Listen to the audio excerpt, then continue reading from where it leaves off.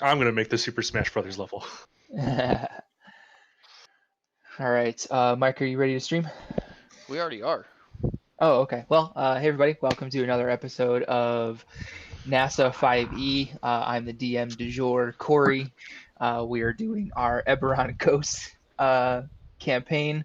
It has been a while, as I probably referenced in the unknown intro to the show. Um, The coldest but open. the coldest open. But okay, so I'm going to do kind of an extended recap. I know that we're not always super happy with those, but I need to refresh myself on what's going on too. So last time out, we did not have Stock with us. Nevis and Xanalor went to go check on Sibo. He's alive. Nevis got his Warhammer that he crafted enchanted, and Xanalor agreed to beta test a crazy gauntlet for Sibo. And then you guys received a summons from the steward to the advisory board's council chambers. You guys met the board, which Uvender already knew because he helped put it together. But there was a discussion about um, some bandits, essentially this group that were harrying um, the the newly created what was that? The newly created shipping guild, sorry, where there were shipments that were not making it to where they needed to go, and the head of the Waterdeep chapter of the shipping guild had reached out to the steward of Winter's Haven to ask for help. And since you guys are super duper reliable and have links to the council, you were asked if you would help. You guys set out for Waterdeep. When you arrived, you immediately saw wanted posters for a Black Fist member known as Sand Krulek. When you guys arrived at the shipping warehouse, you were uh, in what was potentially prophetic of the times. You guys were in a protest that broke down into a riot. You guys were able to help kind of quell the tide of the riot, and eventually the protesters broke up and went home. The alderman Balin, who is the head of the shipping guild in Waterdeep, came out. He thanked you guys and asked you if you would come inside to discuss the reason that you were actually there, which was not to break up a riot. So basically, I'm just going to break down the information that he gave you guys again. It's been a very stormy season, which means that most of the trade has been driven from the seas onto the tradeway, which was previously being avoided primarily due to its more unknown trek through the new shadow marches. A number of shipments have been lost by to the Black Fist. Balin has also learned from the guild's security outposts that orcs from the marches have been spotted near the tradeway as well. Apparently, the Black Fist and the orcs have been executing a small turf war over the expanse of the tradeway between the old Dragon Spear Castle and Borskir Bridge. It's been beneficial to some of the caravans because the feud has allowed some of them to pass safely, but others are still disappearing. A caravan had recently made it through and was apparently ready for an ambush that occurred, and drove off the bandits and managed to capture one of them, which they then decided to make a little bit of extra coin and sold that bandit to a group of outlaws. Sorry, not outlaws, a group of ne'er-do-wells who run a prison known. They're the Grimshackle brothers. The prison they run is in a place called the Lantern Tower. Outlaws who are sold to the Grimshackles are usually ransomed off to anyone who will pay. And he hoped that you would travel to the Lantern Tower to potentially speak with this bandit that was sold, since he's the best source of information on Krulek that is known, and he probably knows a thing or two about the orcs.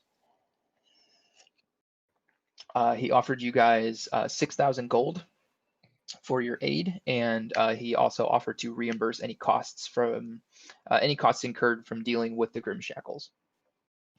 And that is where we left off. Do you guys have any questions or need me to clarify anything? Yes, but this is to the party. How about we just really run up the bill since they said, "Hey, we've got expenses." Like let's Surprised you're the one suggesting this. look, man. I haven't had a 5-star meal ever. I just want to know what it's like. Like maybe we could take the Grim Shackle out to a really nice dinner and just run up the bill, get really boozy. I just want the experience. And then we leave them with the bill. But we've got the expense report. Yeah, we just we say we have the expense, but we don't actually pay it. That's like double money, right? That seems Exactly. that seems like it should be illegal. It's not though. But it should.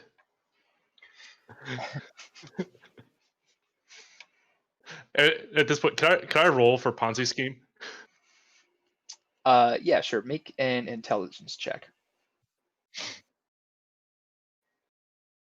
Thanks to D&D Beyond, I rolled a 17. A 17. You successfully managed to not enroll yourself in a multi-tiered marketing scandal.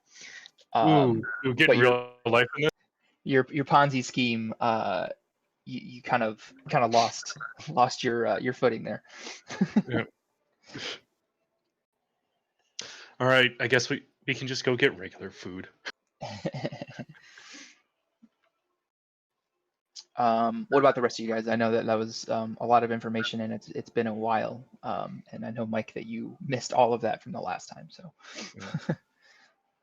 I'm not here, so it's okay. well, I mean, you are. Said I was No. not here. Yeah. Also, next question, guys. I feel like the Black Fist needs kind of a rebrand. Maybe he could pay us to start a new marketing campaign. To feed the green open hand. I mean, that's a start. That's a start. I don't think he'll pay us a lot of money for that, but The Fellowship of the Bling. I feel like we're getting colder. Yeah. But I'm just saying, there's a lot of marketing strategies. I know I've tried my hand at government, but I want to try my hand at being Don Draper from Mad Men. You seem to be getting yourself. And that's canon, DM. Strange places. What is this Mad Men you speak of?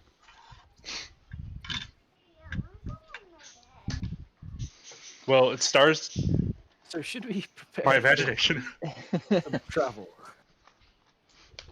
Left foot, right foot? So are we expected to like travel with these caravans? No. So, from what you know, what you were told before about how the shipping guild works, the shipping guild works closely with adventurers and adventuring guilds, to where there's actually like regulations in place where each caravan needs to have a adventurer escort. One of the things that had been kind of brought up a couple times is that the Zentarum were kind of like everyone expected them to step up and lend a hand since their primary reputation is being sellswords and mercenaries. So it kind of seems like it would be right up their alley, especially for such a large guild to get their hands into a pretty lucrative contract of security. But they have been completely unheard from. And not only did Stuart Mayer tell you guys about that, but also so did Alderman Balin. Now let's throw a wrench into the DM's plan and invest in my minions coming with to help us, so he has to run 3 NPCs. You sent them to the Elven, to the Reaching Woods. I have 3 more. You gave me 6. But So the trip to the Lantern Tower is about 5 days. You're not expected to accompany or move with any caravans. You guys are essentially independent in this quest. You guys can set out whenever you would like. Would we want Okay. to masquerade as a caravan and invite sort of a raid against us? Well, unless anyone needs supplies, there's no time like the present. Hey DM, am I still riding my rhinoceros? I can't remember. It's a great question. How long does that last? An hour. I would say by the time everything ended and you guys have had the conversation, you do still have it. It's not in the office though. It is in like the warehouse area that you guys came in through. Damn it! I was just hoping that we could all have this conversation while I'm sitting on the rhinoceros. I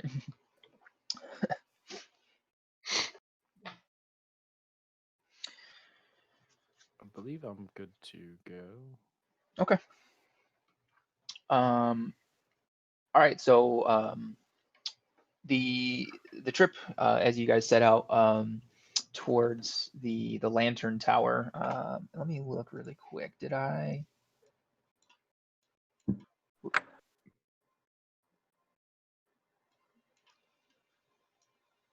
Okay, yeah, why don't I do this? I will move you guys here. I'm gonna open that into a new window so I can move that here. I'm gonna grab that token that says you are here when I find it. And he's going to drop it on Waterdeep because that's what we are. The tradeway. Boop. So you are there. Hey guys, I heard this rumor that there's a bunch of money stashed in this town somewhere. The Lantern Tower is in sort of the for lack of a better term, the left leg of the Shadow Marches there. Yeah, so that's where you guys are heading. Right below Churntown. Yes, Chumtown? I can't. Glumtown. it is Glumtown. Ah, now I see. I feel like they need some good PR as well. What if it's a description? So much like your trip into Waterdeep, the trip into towards the Lantern Tower is also rather uneventful.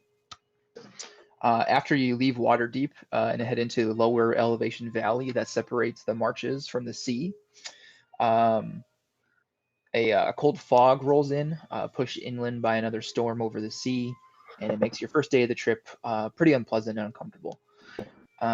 Along the way, you see some signs of more recent struggles between the Black Fist and what appear to be orcs.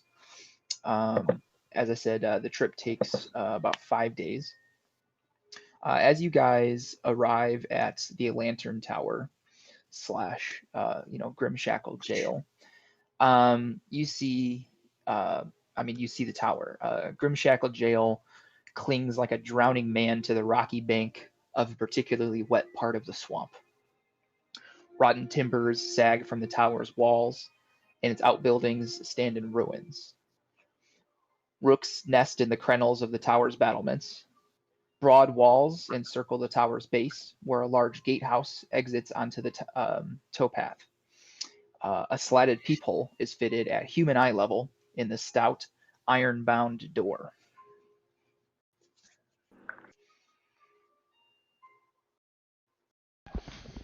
Well, should we knock?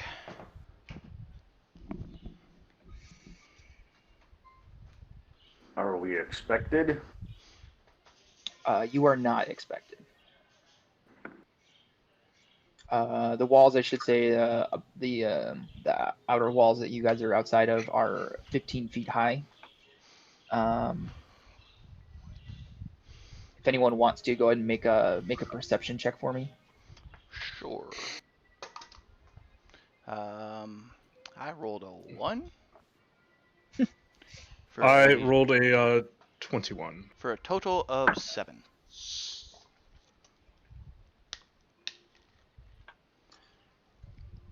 Did I hear a third person roll? I did not. 12. 12. Okay. All right. So Nevis and Uvender, you guys notice there is there seems to be a parapet along the outer wall, as um, you've seen people walking along it, not at any regular interval that you can determine.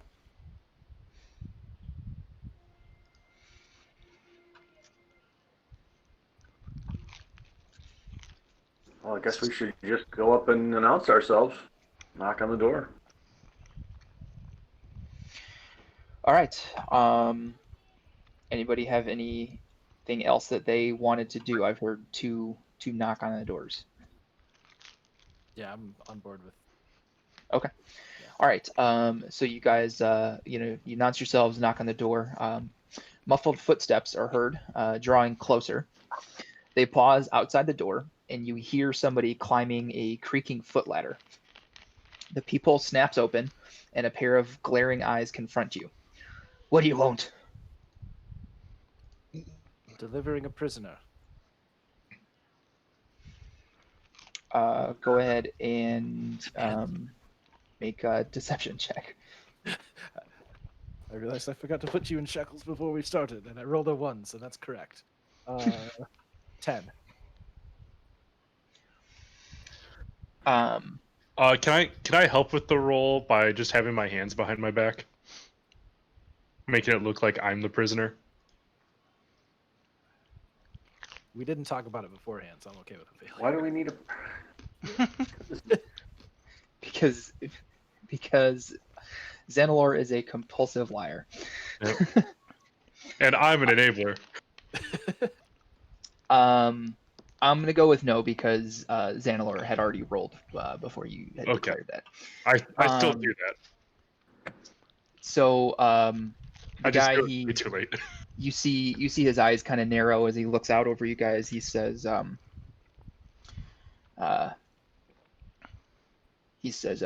you don't look like any bounty hunters I know, and that certainly don't look any bounty I've heard of. So, are you here for an actual bounty, or you're looking to pay a ransom for someone?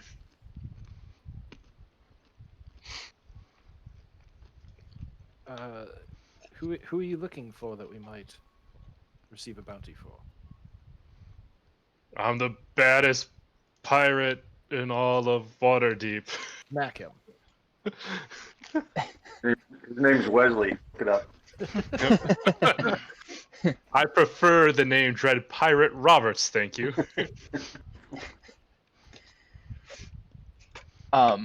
So in response to kind of what you said, Sandalor, he says, if you have to ask, clearly you're here to pay a ransom. So you can either offer some gold, or you can get moving. What if we exchange him for someone else? Hold on a second. You're exchanging exercise for ransoms? You said pay gold or get moving in order to pay ransoms. I'm so like. See, don't you want him in your tower? Yes. I'm just saying, if all I have to do is some push-ups and you let a guy go, I can do that right now. He slides the people shut. Okay, so we should discuss strategy before we go in. I don't think he understood how sloppy his language was. So this time, we're going to gag Rashad. I don't know why I find this funny. Aren't we here to help them? Yes, that's why we're starting over. So why do we have to appear as if we're bringing someone here? I thought there might be some benefit to being able to move around. It doesn't make. Let's have you take the lead, Nevis. I'm glad we skipped right over me because I have no idea how to help. Isn't there like someone in charge that we need to talk to, like a warden or something like that? It's obvious this little You have no gnome or whatever the experience fuck with he is that has to get on a ladder to get to a peephole isn't going to help us much. Okay. Should we knock again? Is that you guys want to knock again? The different pattern. Okay. The people slides open right away. He didn't climb down the ladder. Sees that it's still you guys. He goes, look, it's 10 gold for a half-hour visit, provided you don't hurt the prisoners. So you planning to get in, or you leaving? He looks Vershad right in the eye. How much is it if we want to hurt the prisoners? We don't. We just want to know. I hand him the 10 gold. So now we're in the movie The Hostel or what? Yeah. All right, so you hold out the gold. He says, right, give me a second, and he closes the peephole again. You hear the step ladder creaking as he goes down, and the iron bound doors open up, and you see inside is a halfling. He holds his hand out to use Annalore for the 10 gold.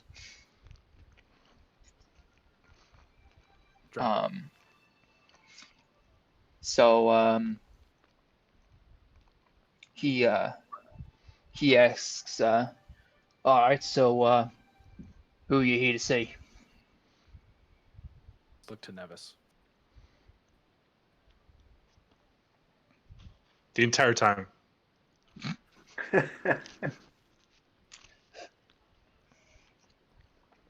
Question, are you licking your own hands?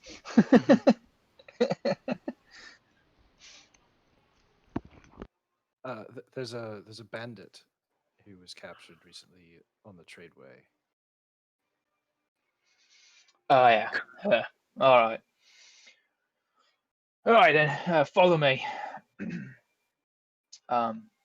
As you guys, let's see here. Slide maps here.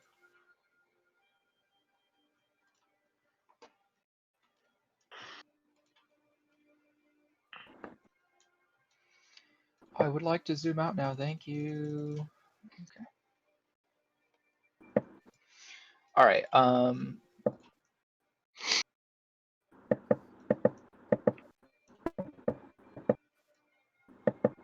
So you guys are led by this halfling. He leads you through. I'm trying to figure out where can you guys.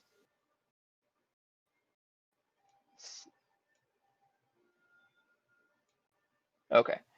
He leads you into the building, and you guys go down a staircase, a pretty cramped, sort of spiralish staircase. You see some archways as you head down that seem to go down dank stone corridors. You see rats.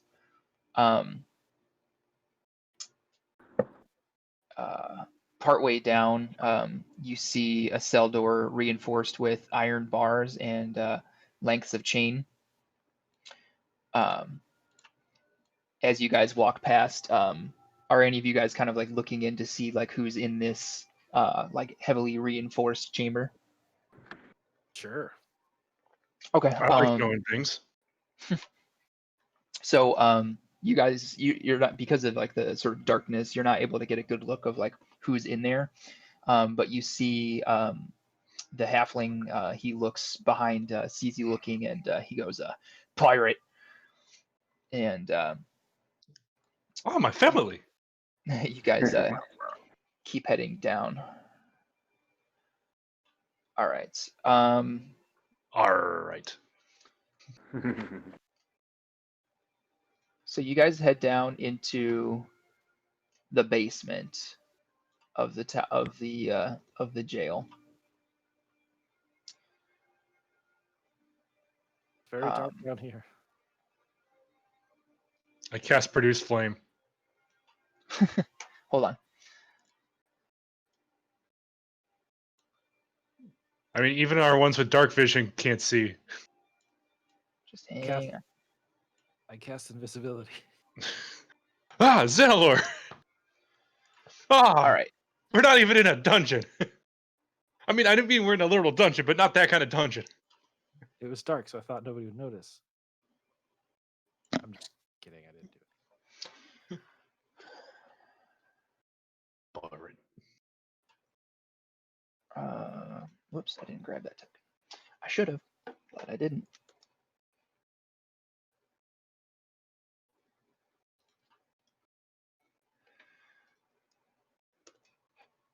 All right. So you guys are led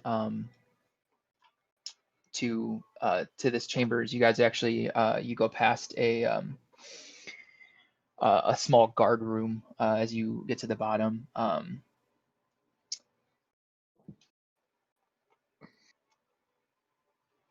You the dwarf the halfling he unlocks the cell door over here. He hands you a lantern. He says half a bell, and then he heads over. You get the sense he's talking about the time. As you guys look into the cell, you see a half orc clad in filthy rags held in the cell, lashed to the wall by her wrists and fettered with heavy chains. She winces at you through wet, plastered hair. You're no jailers, she croaks. Why are you here? I mean, I have an answer here, but everyone's going to think it's ridiculous. As everything you say. Well, I was going to say, you know, I'm kind of not cool with the whole appearance of torture thing. I was going to say, let's make a jailbreak. So you're with the Black Fists.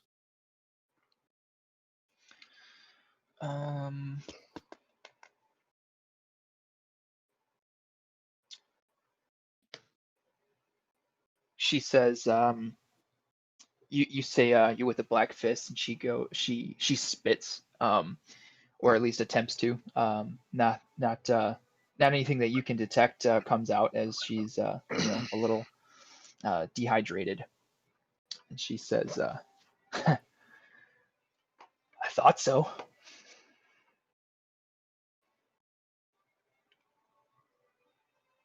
I feel like you're about to tell us a story. Maybe you should give her some water. Oh, yeah, good call. No,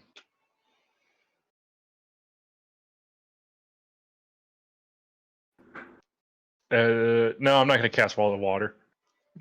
That seems like over here. I'm just gonna go grab one of my water skids and. Okay.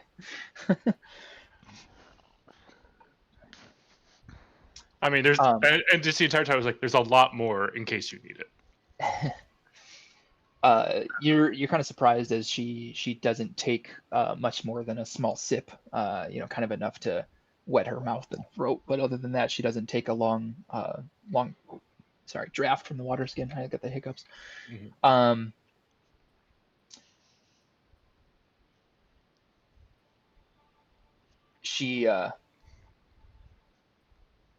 She just kind of, you see her just kind of continue to withdraw and I guess just kind of whoever wants to go ahead and make an insight check. Me. Why not? I'm occasionally good at things. 27. I am having a rough start today. 6. 22. Okay.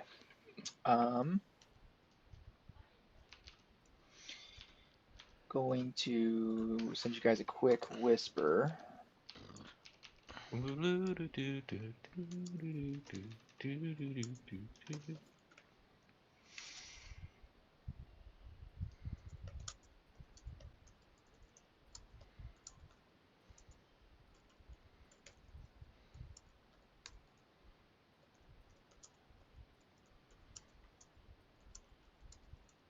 Is this going to be through? Oh, nope, there it is. I'm doing it on Roll20. Mhm.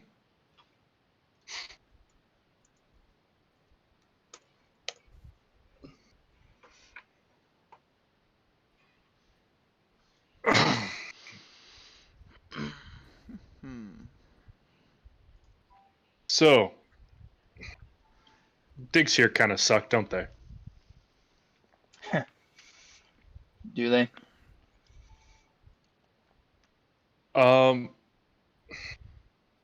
If we could get you out of here,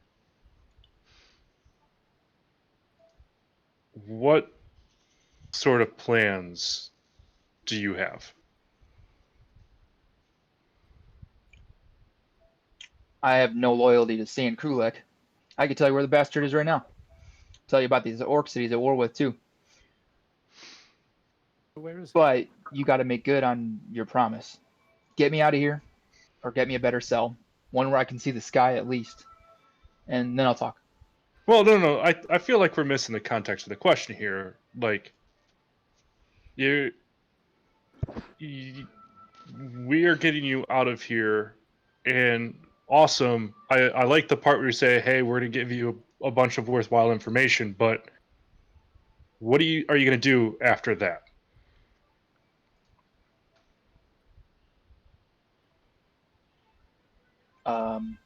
Are you asking if I'm going to go back to the Black Fist? No, like there's no agenda with this question. It's just if I'm paying money and all you're going to do is flip on people that you lost trust in, and then fuck off for all eternity. Look, if we're going to buy your freedom, I want to know that it means something. What are you going to do once you're free?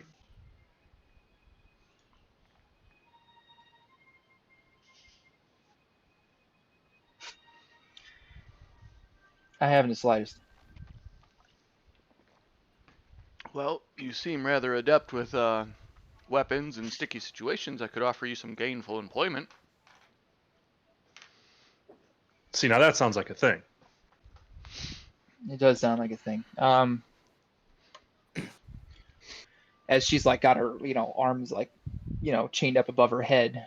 Not really in a position to think about offers like that, but I don't know, sounds good enough. Who would turn down work? And you still get to crack skulls. We're a mercenary guild. Well, I don't even know if that answers the question of why you're here or not. You're not Black Fist, obviously. We have an interest in keeping the tradeway clear. Hmm. But That does make sense. but let's Ooh, we could send you on a mission to help protect the tradeway, and thus bust in the skulls of these black idiots.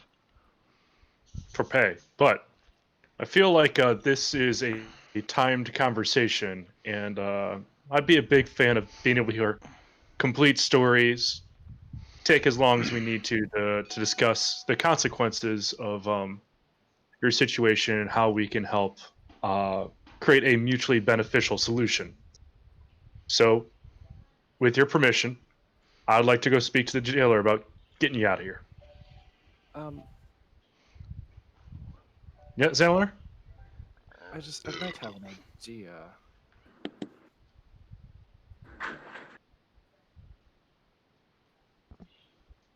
I'm all ears. I mean, we've got 24 minutes. If I could go back and talk to them, kind of leaving room for you to walk through, I might be able to create the image of the normal background if they turned and looked, and you all just walk away. I am so lost right now. Wait 2 minutes. Okay. Get her out of those chains. And Are we spread even her in the along same room? walls. Yeah, he opened the door and let us in, right? Yeah. Is this a ghost hand thing again? It's like a Mission Impossible 4 with the screen. Ghost hand, got it. Why don't I do this? This is the path in that you guys had.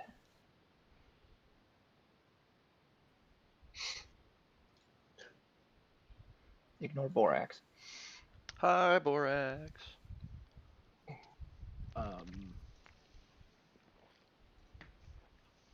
So lots of guards. Right. Like I said, you guys went past Ooh. a guard room on your way here. Is anybody I else think it's concerned just about the for- dead body in the other room? That's skeletal. I mean, we literally saw a demigod try to just send wave upon wave of enemies for us. I've had bigger problems with a singular dead body. But what if that is the demigod?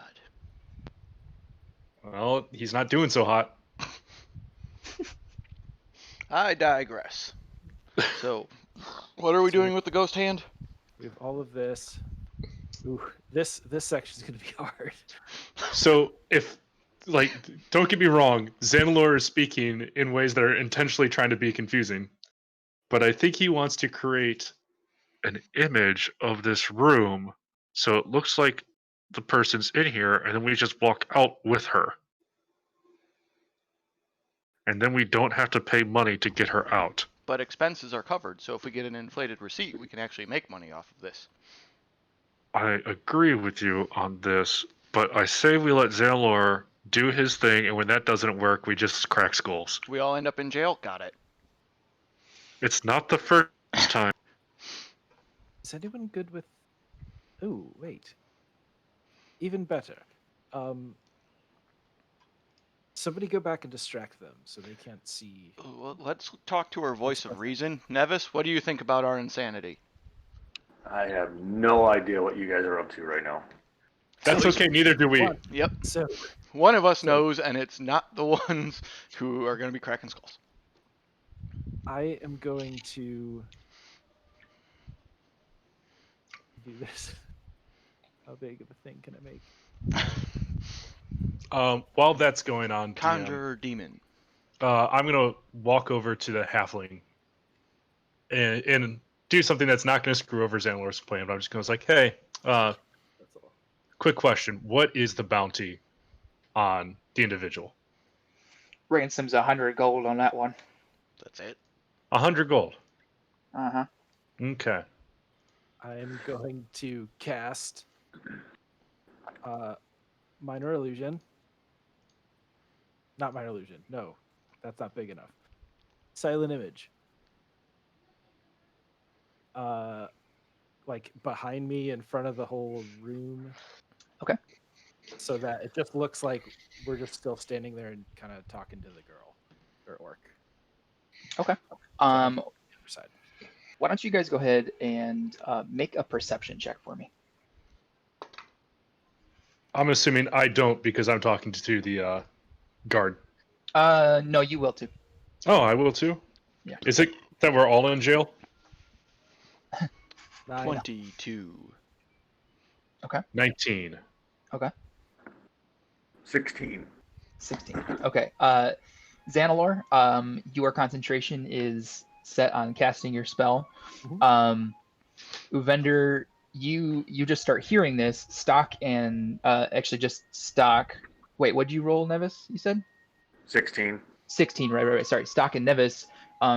As you see the silent image happen, you start hearing a noise. Muffled shouts coming from somewhere above you. You hear a bell start clanging. And on the air, you catch a telltale whiff of smoke. Xanor, what the fuck did you do? you hear, you see, Uvender, you see it first because you're talking with him. You see a look of fear cross the halfling's face. He goes, "That's a prisoner alarm. Tom's teeth. That better not be Walharrow." I'm sorry. Can you say that out of voice? Because I heard Tom's teeth. Torm's teeth. That better not be Walharrow. Okay. Excuse me. Who and or what is Warharrow? He says to you, I'll do it out of character so it's easier to understand, I guess. He says, "We need to get moving. You are all in grave danger." All right, but I just want to put down the 100 down payments on our friend here, and if we live long enough, they come with us. If we don't, she's free to go. He says,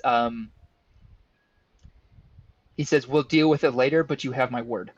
All right, cool. I'm taking the 100 gold out now. Am I now? I've heard this now.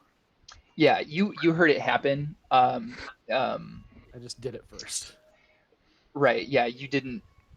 So like, Stock and Nevis saw, or it happened like the same time you cast your silent image. You were focused on the silent image, so like you started noticing it. Like you probably noticed the smoke first, and then you heard, Bevik, the halfling. Oh yeah, he did. Sorry, he did introduce himself as you guys were walking as Bevik Grimshackle. That's my bad. That's Rust right there. That's what that is.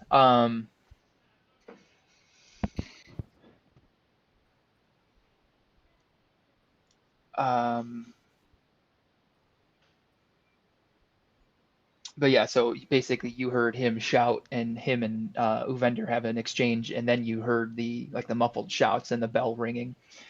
As you guys kind of get ready to move, the half orc, she starts kind of seeing you guys get ready to move away. She starts begging for her freedom. I'm going to drop my silent image. Okay. And start going. I don't know what just happened. I was trying to just show her something, and I must have done it wrong.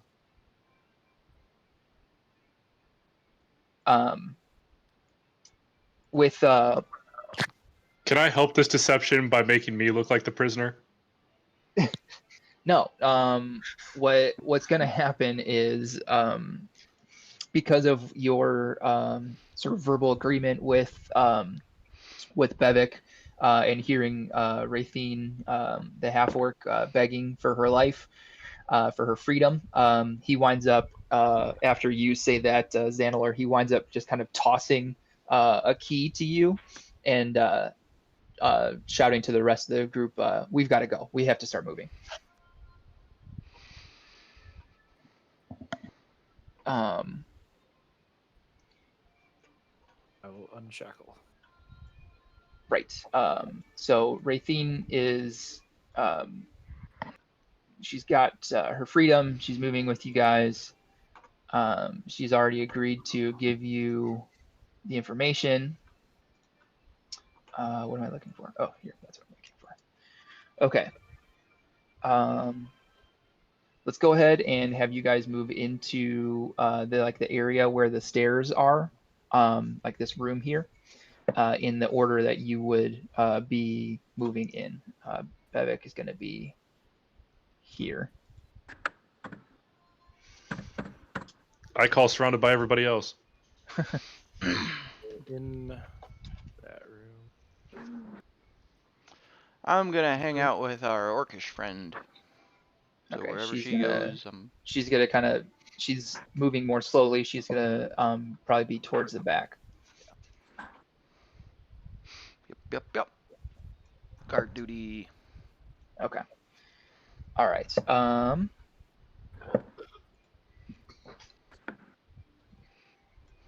So, you guys start making your way. The guards seem to be kind of grabbing their arms in a panic. The one kind of moves with you, so there's a group of guards in here. Um, everyone seems to be kind of watching Bevik for orders or whatever. As you guys kind of get into that room, the door ahead explodes in a shower of splinters, and a hulking creature with the head of a bull bounds through the wreckage. The creature's left leg is fashioned from intricately carved wood, starting just below the knee, resembling an angry man with its arms and hands upraised to support the leg. Rusted chains dangle from around the monster's waist, arms, and shoulders, and a number of crossbow bolts jut from its bare chest. A jailer, obviously dead, lies limp in its arms. The beast sees you and bellows, "Blood for Walharo!" Tossing aside the broken corpse like little more than a doll, it wrenches a massive beam from the wall nearby and strides towards you, striking the beam into its open palm. He's going to be right there. I don't like this at all. Why did you let him out? Who let Juggernaut gain momentum? All right. Let's see here. I'm amazed Why he fit don't down we- those stairs.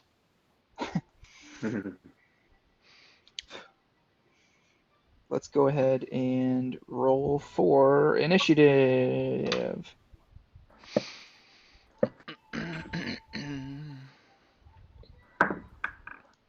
We could. Oh yeah. All right. I was assuming these guys were in control. Well, it's nice to know the 100 gold I gave him was going to, go exclusively to building repair. Alrighty. Let me grab my pen here.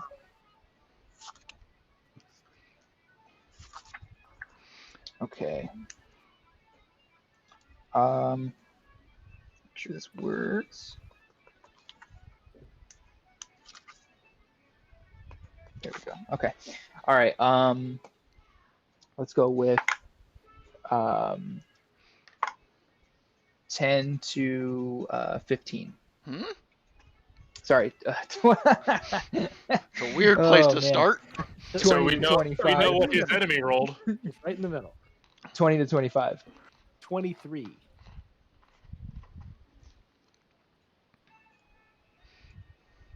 All right. 15 to 20. 19. All right.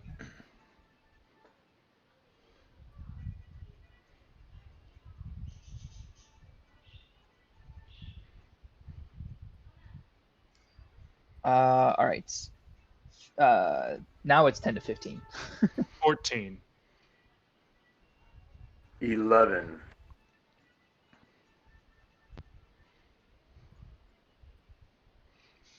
All right. And then. All right. The guys clocked in at a cool 6. All right. So up first we have Zenor. Alrighty. How far away am I? Okay, cool. I'm gonna cast negative energy flood. What the? On the I just got it last level up. Did you just cast My Chemical Romance? Okay, what is that? Take out a broken bone and crack it, and he has to roll a. What is this? Constitution save? Yeah, Constitution saving throw. Ribbons Okay. of negative energy. I send at him. He rolled a 22. Dang it! All right. That was like gotta, con save, you said, Xanilor? Yep. Okay. Gotta roll a bunch of these.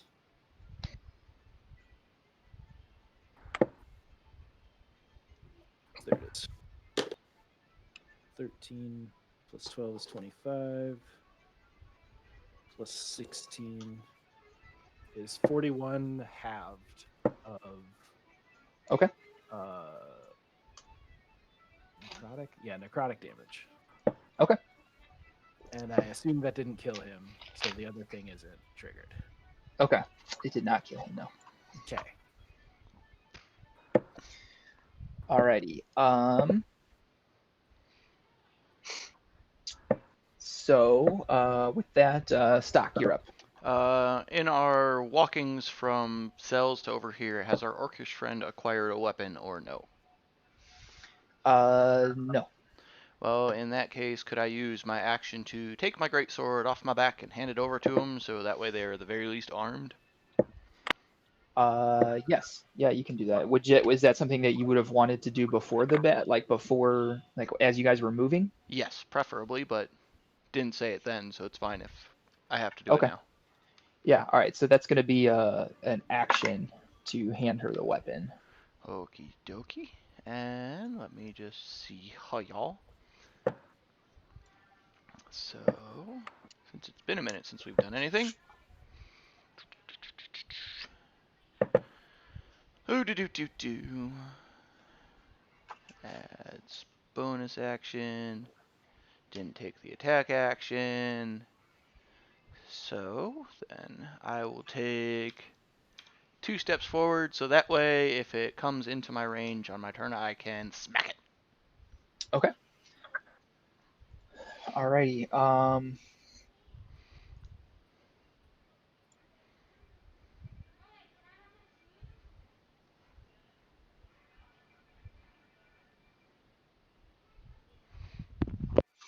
All right. So he's going to charge forward, and he's going to lower his head and try to hit Bevik with his horns. That is actually going to miss though. So that brings us to Uvender. I want to use my reaction to stab him since he came into my range. Okay. Because I have the Polearm Master. Mhm. That is a 14 plus 10 for a 24. That will hit. All right. And that will be 16 slashing damage. Okay. I am satisfied. Okay, let's change things up a little bit. I don't like the fact that he's the biggest guy in the battlefield, so I'm going to go 5, 10, 15, and I'm going to cast Polymorph on him in the attempt to change him into a little kitty cat. CR0 creature cat. That's a wisdom saving throw. Okie dokie. I don't think a 9's going to do it. Nope, 17 was the bar. Okay, so he gets turned into. He's a cat. He's a cat. He's a kitty cat. Oops. Trying to figure out what a good. I'm just gonna. No, that doesn't stick out enough. I'm gonna put that there. So he's polymorphed. I need to pull up some cat stats.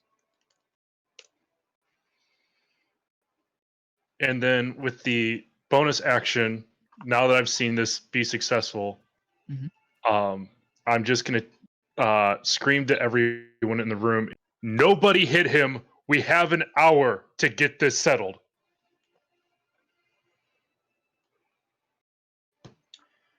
Okay. Nevis, what are you doing? Staring in disbelief that this giant creature just turned into a cat. For the record, I wanted one of those ugly hairless cats. Do I have to roll to see if I actually heard Uvender's shout? Or is that kind of No, you heard him. This then isn't like in the caves.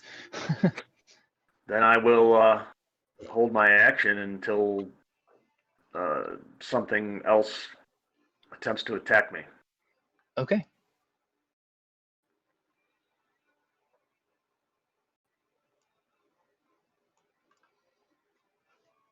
Alrighty.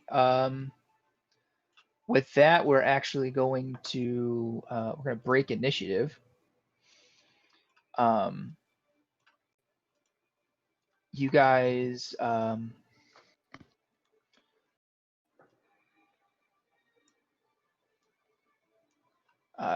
hear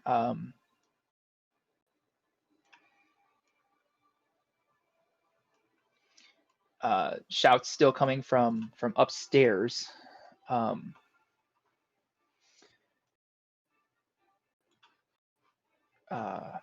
Jesus, my brain's not doing great today. Yeah, so you guys still hear shouts from coming from upstairs. You see one of the or you see Bevik, who like gets up after dodging Walharo's horns. He orders one of the guards to grab the cat and to throw it in a cell and to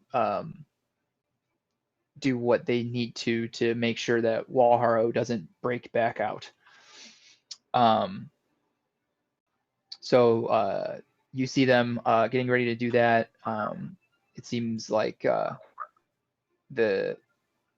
it's probably going to go off pretty well.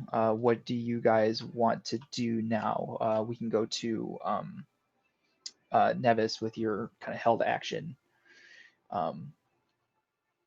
just to kind of use that.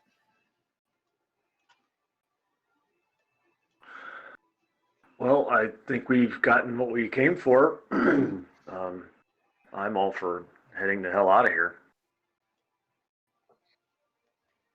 I suggest restraining that thing again. And not just releasing it willy-nilly.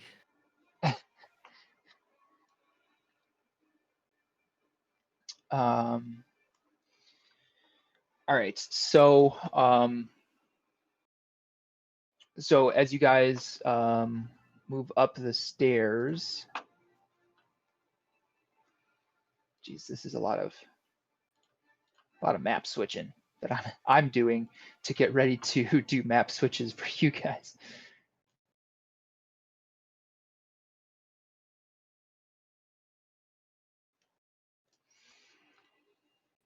Give me just a sec.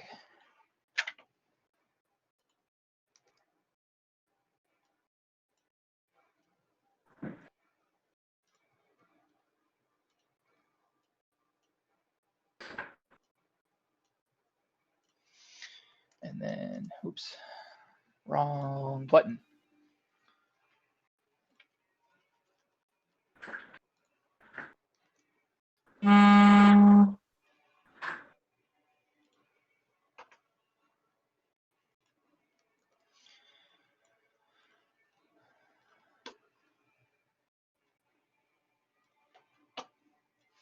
All right, so you guys, you make your way up the stairs, and as you guys, you hear coming, kind of echoing from this direction, like down a hallway that you could see earlier when you came in. You hear someone shouting, "Back off, or I'll slit the halfling's throat!" And we're actually, if you guys don't mind, let's take a quick 5-minute break, and we'll come back at 1:05. Alrighty.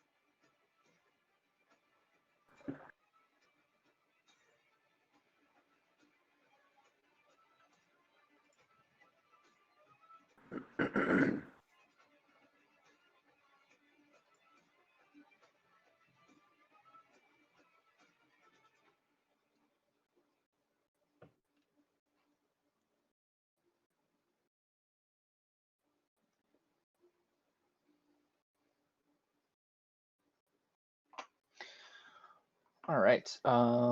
Is everyone back? I see everyone who has cameras on is back. Yeah, I am. Okay. All right.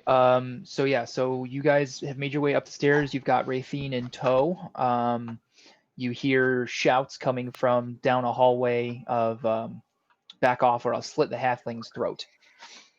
You guys see that the door to exit is here, and like I said, the actually the sound is coming from a hallway that's back this way from the staircase. Hey, if they're talking to us, right, shouldn't they threaten us with something we actually care about? I was thinking. Yeah. Make the most sense. Do we hear any other voices aside from the guy threatening? You can't discern how many, but it does sound like people are talking with whoever is doing that shouting.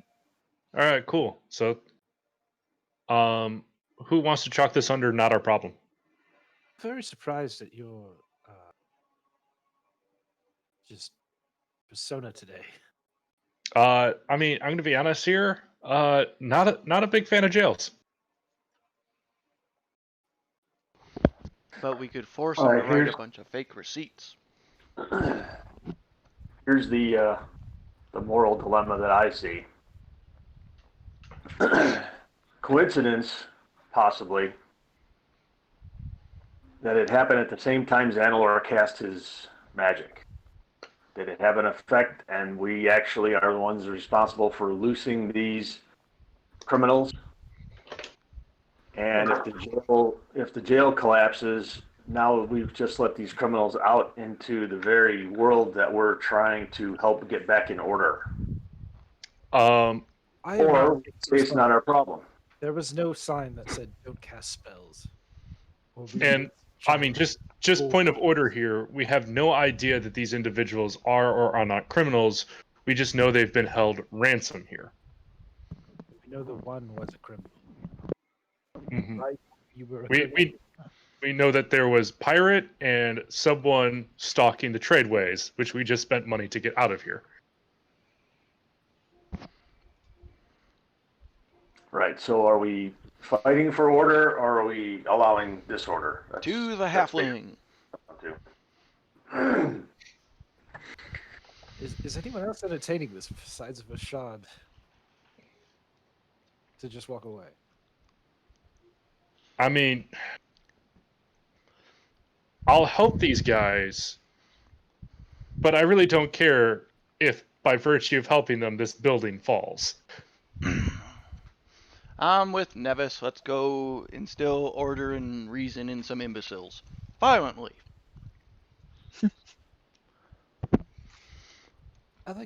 Yeah, All right, Okay. we'll go help them. there's somewhere in between there. So let's have you guys. We'll use the same initiative where we'll just have you guys start moving towards the source of the sound. Xanalor, you are going to be up first. Okay. Can I see It came. anything? It came from this direction. You do not see anything. What you see on the map is what you see. So, like, what is this? Is this just a wall? Yeah, it's like the I guess railing of the staircase. Okay. So I'd have to. So I was here. So 5, 10, 15, 20, 25, 30. I peek my head around the corner and see anything? You see basically like an entryway into what appears to be a hallway, from what you can tell from where you are. It does not appear that there's anybody there. No, but yeah, you can tell that the sounds are coming from that direction. I'm gonna just Eldritch Blast in this direction at the wall. Okay. Just try to get it to, spark and look scary. Okay. Go ahead and roll to hit. Or actually, just roll damage. Okay.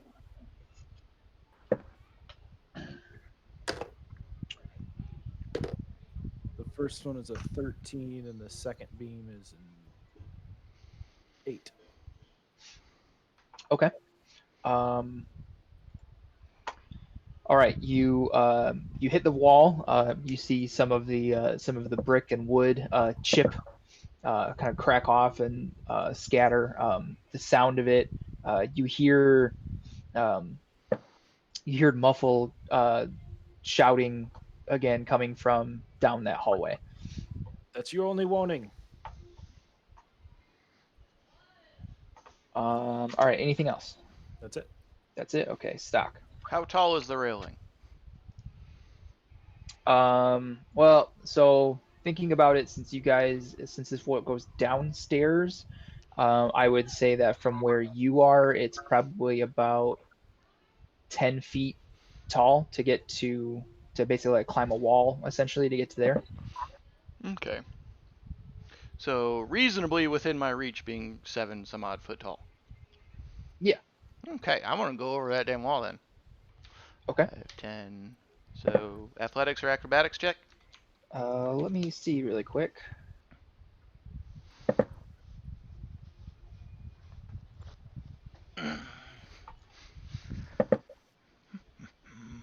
Um,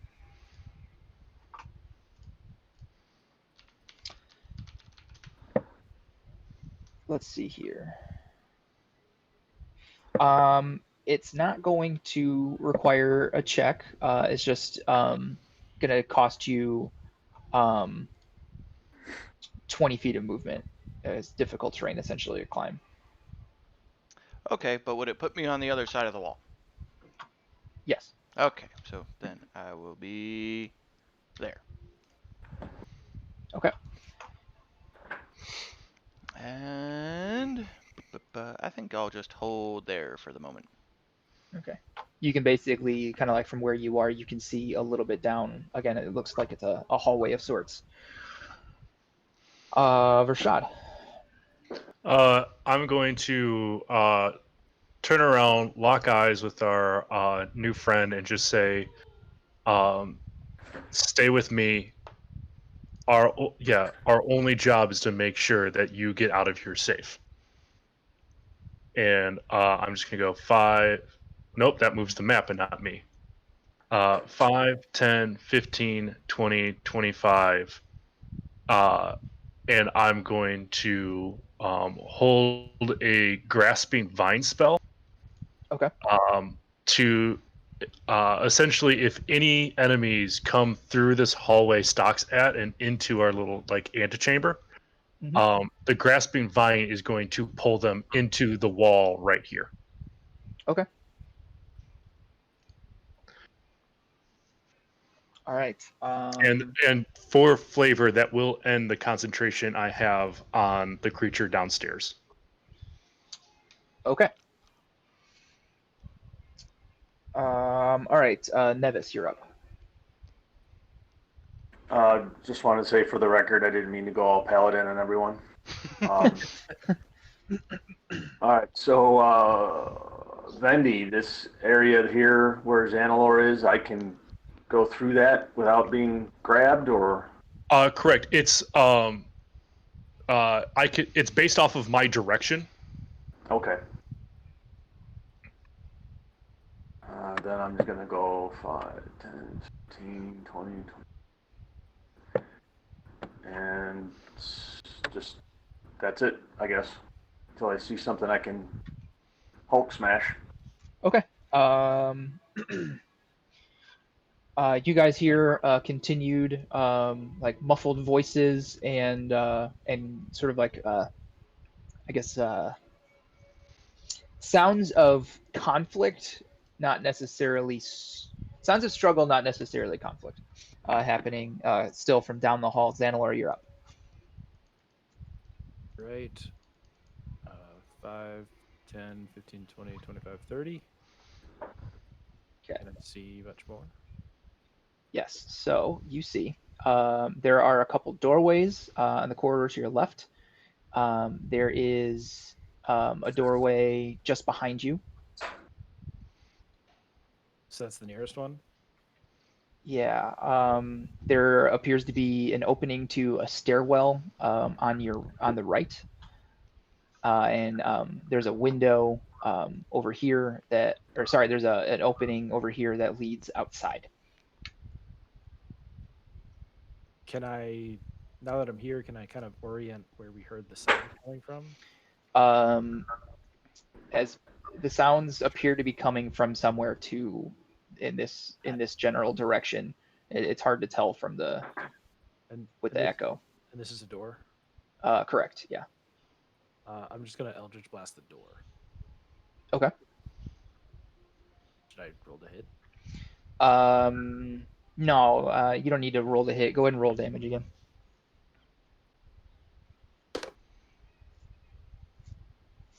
First beam is 9. Second beam is 6. Okay. So as you do this, the door splinters, kind of similar to like when Captain Walharo came, crashing down into the basement.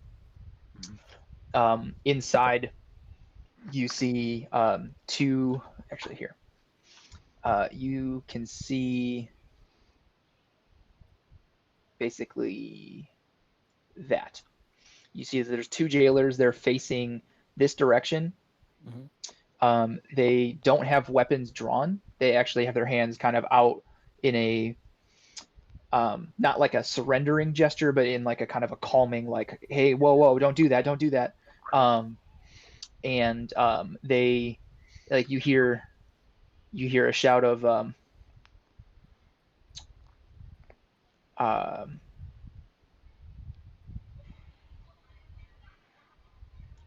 someone inside the room shouts, any more funny business, and the halfling gets it. And these guys, you see them kind of like double down their efforts, like, hey, please, no, don't do that. And you hear that there's probably 3 to 5 voices from what you can tell.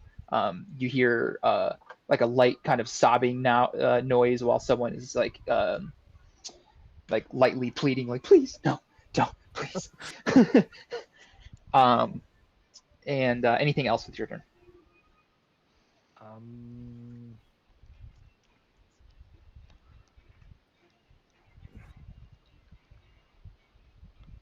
That's it. Okay. Stock, you're up.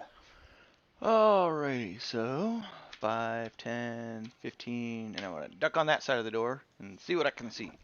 Okay. So as you came through, you saw the two guys again in that sort of placating kind of gesture. You can see, you see a third jailer again, no weapon drawn, in that sort of like, whoa, and you can make out a bit of one of the Grimshackle brothers. It appears from their dress and the fact that they're the halflings here. You see him facing this direction. You can't get a look at what's going on with him, though. Then could I use my action to try and be stealthy while stepping around this corner to take a look? Yeah, go ahead and make a stealth check. Okie dokie. 21. No, 22. Okay. 22. Let me. Yeah, that'll work. So you peek in, and you see. So you're. I'm gonna say that you're not like in the room, like you didn't stealthily move in. This is just you like, Head trying around to the look corner. into the room. Yeah, exactly. You see another jailer. He's a dwarf.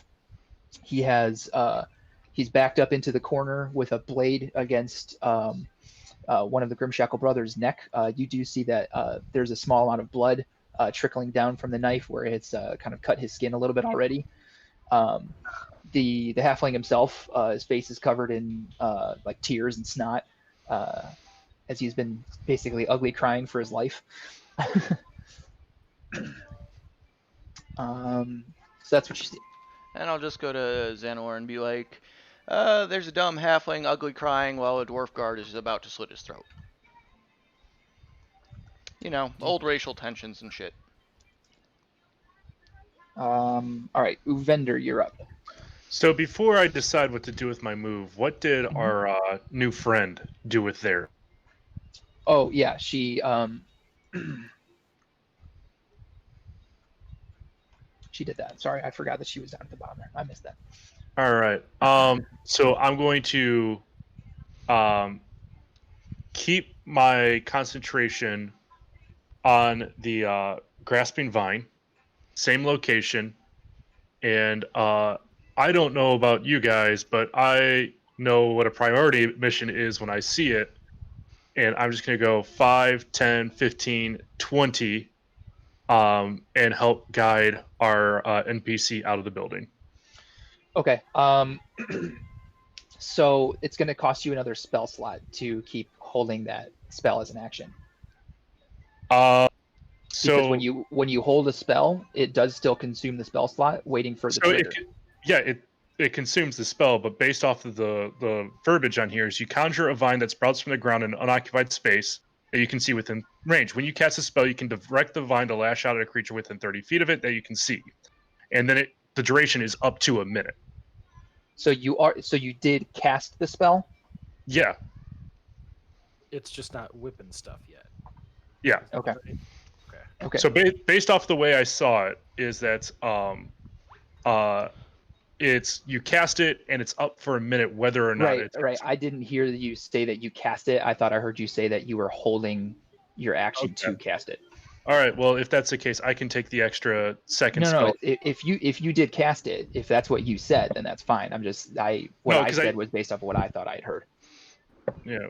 I did say hold on that, so if that means I have to, where's the spell on here? Grasping Vine, come on. Yeah, there we go. So I recast it, and now it's sitting there for the full minute. Okay, so you are casting it now. Okay. Yeah. All right. All right. Nevis, what are you doing? I've continued down the hall to the commotion. Okay. And, All right. If I don't know if I was close enough to hear what Stock had told Zanelor. I would be repeating it if I saw you come up.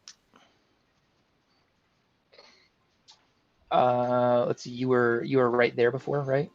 Yeah. Okay. And Stock, when you said that to Vershad, Zanelor, were you attempting to disguise the fact that you guys were in the hallway, or no? A little bit. A little bit. So I don't think, Nevis, that you heard exactly what he said.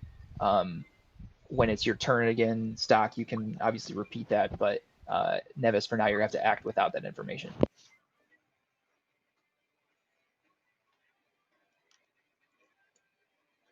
Is he muted?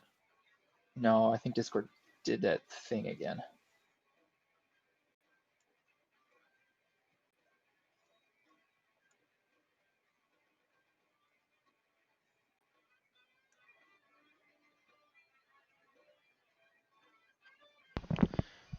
Stupid Discord.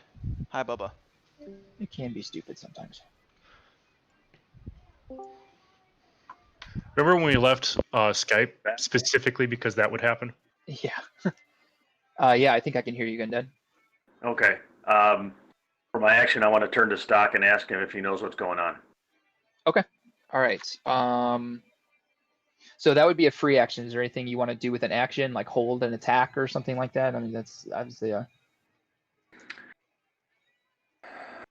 No, I guess I'm kind of baffled by the fact that one of the guards appears to be the perpetrator here. So I really don't know what's going on, and I'm not going to ready anything. Okay. All right. With that, okay. So Raythene is up. She's going to step there. She doesn't want to get in your way, Uvender, but she seems she seems hesitant to leave when some of the people who are responsible for her freedom and potentially future haven't come with. So she's with you at the door. She'll follow you where you go, but she does seem a little bit hesitant right now. Okay. Um, I will say, if that's the case, if she does move another step farther and looks like she's about to join the battle, I'm going to use Grasping Vine to stick her to the wall. Okay. All right. Xanalor, you are up. Okay.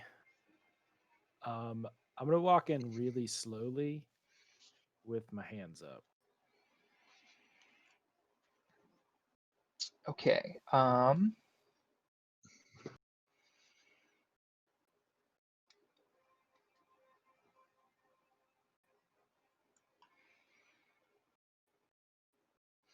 Okay, yeah. So you walk in. You see a dwarf jailer struggling with one of the Grimshackle brothers. The jailer holds his boss in a headlock with a short sword pressed against the halfling's throat. You see the other three jailers are they have them cornered, but they're not weapons drawn.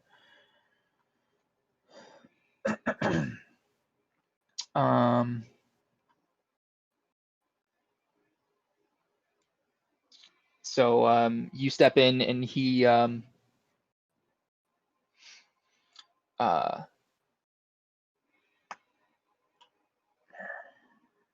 see, what does he do? You see him kind of like spin the Grimshackle brother a little bit to face you. The halfling, he sees you, and Jesus, my throat. He sees you, and he starts crying out like, "Please help me, guys! Please, just give him what he wants, please." Is there anything else that you want to do?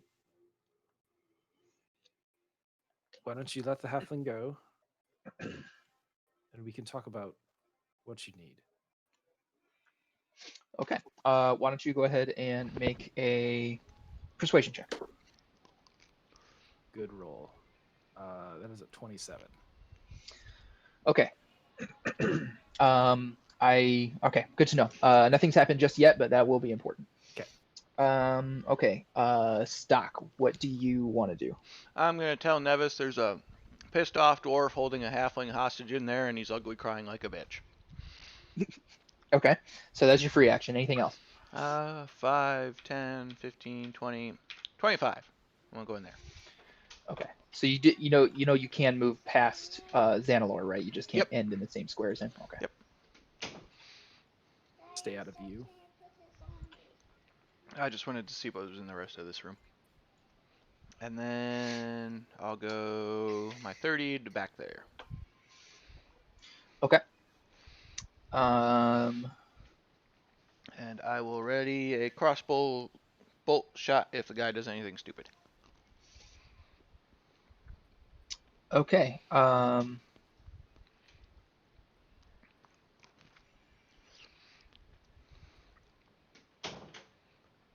Okay.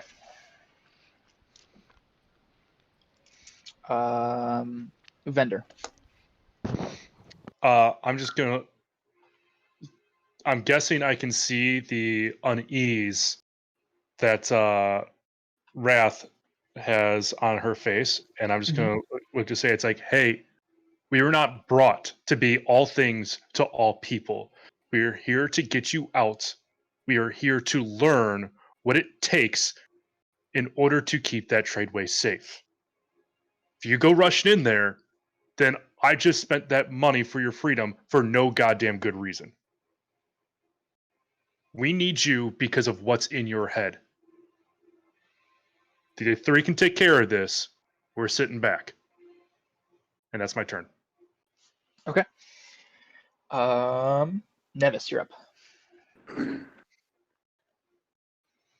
All right. I want to enter the room. And in Dwarvish, I want to ask the jailer why is he doing this? Okay. All right. Let's see. Why don't you go ahead and make a persuasion check for me? Yeah.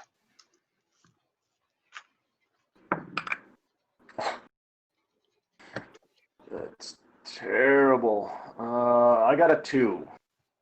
Okay. For the 1. All right. Dice is gone by. So he looks at you. He looks at the three of you now.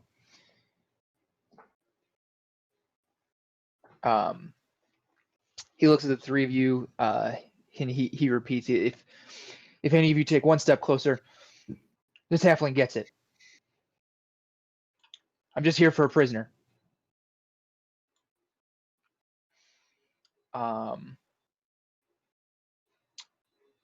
You see, you notice that his grip tightens back down, sparking another set of sort of pleas and wails and sobs from the halfling. Vendi, you notice Raythene, like her grip, like her shoulders go a little more slack. Her grip on the sword, you hear it loosen, and she doesn't move, but she appears to have heard you, and is no longer looking to, you know, you're not sure if she was actually going to run in and join them in the first place, but she doesn't seem as wary about you not joining them. Mhm. Okay, Xanalor, you are up. Look, we came here to rescue a prisoner as well. It's not very complicated. You don't have to do this. I can help you.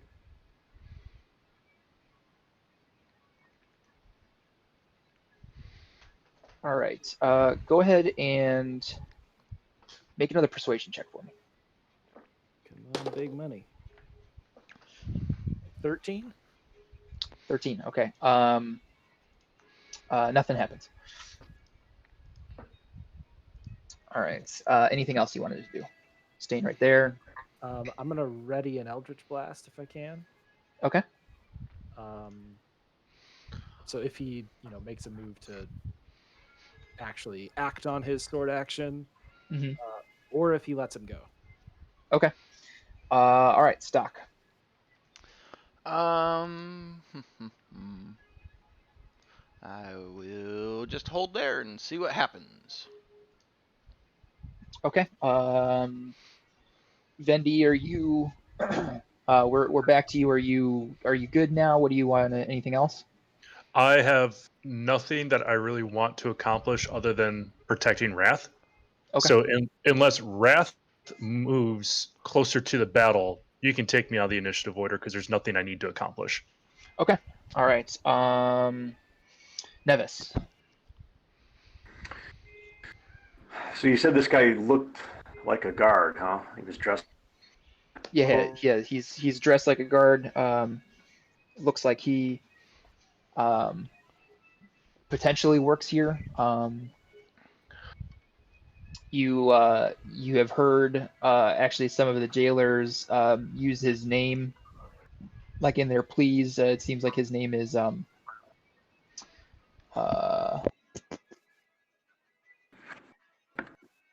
so you weren't sure before, because they were using a surname and it sounds like an action rather than a person, but it seems like his surname or clan name might be Broken Jaw.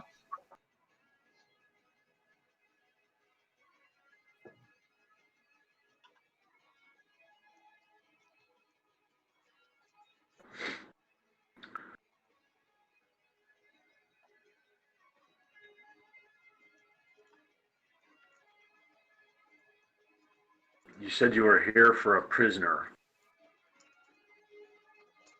Why do you have the halfling hostage if you're just... I don't know what to do.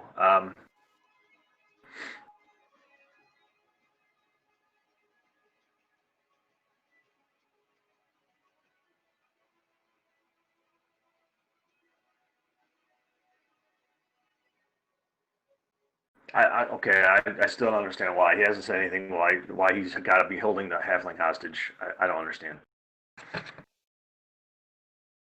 Okay. Um,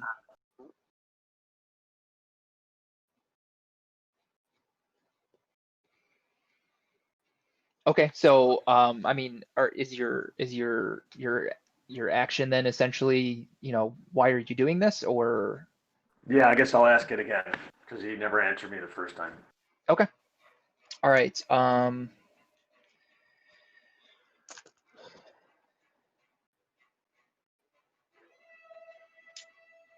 So he says,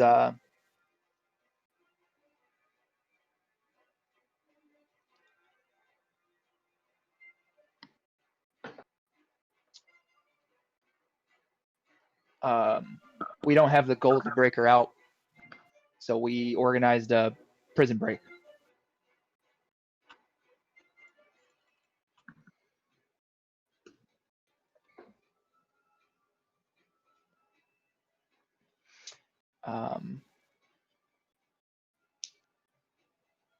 And so he so yeah, he kind of seems to almost soften for a minute when he says, like, we didn't have enough money to break her out, so we organized a prison break. And then he like kind of doubles down on his headlock again, and he's like, so give me what I want, or the halfling gets it. Xanalor, you're up again.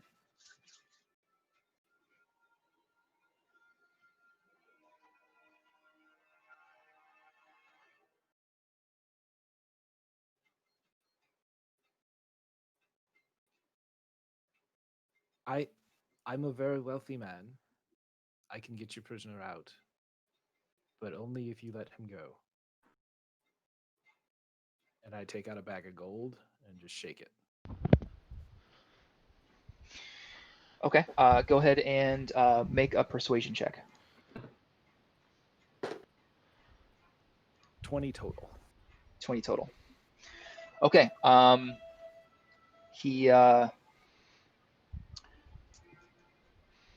He lets him go. Do I still have an action?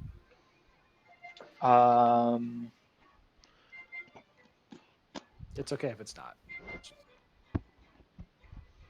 Because I took the gold out, it's fine. Yeah, I'm usually I kind of lean towards like if I have you make a check, it's usually more than just like a free action kind of thing. That's fine. Okay. All right. So Stock, you're up. The dwarf has let the halfling go.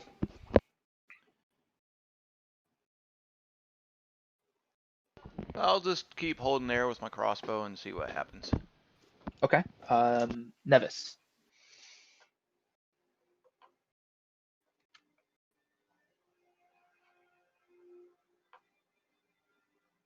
So the dwarfs release the halfling. Yeah. And they're both still just standing there. The halfling is he's like kind of like slowly crawling away, like sobbing. So Okay, but he's moving away on his own accord. yeah.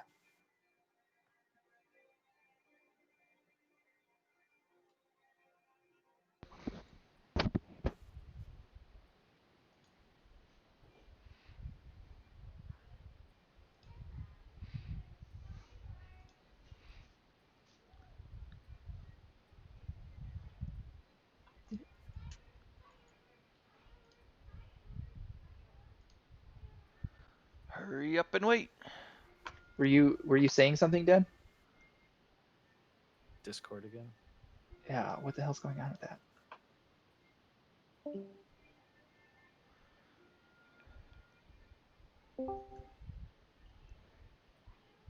Fucking ridiculous. Yes, I agree. I'm just gonna help the halfling over to the table. Okay. All right. So Nevis, you help the halfling over to the table. You sit him up. He grabs a water skin out of his like tunic. As he opens it, you can smell it's very clearly full of whiskey. And the other jailers, they definitely relax. Broken Jaw in the corner, he goes, I'm here for a half orc. Which half orc? She goes by the name of Raythene. And what group are you with? Or are you just a friend?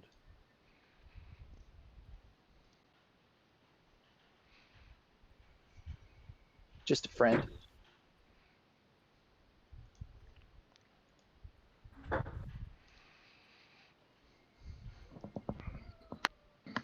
What made you so desperate that you would pull off such a poorly orchestrated prison break for this one person?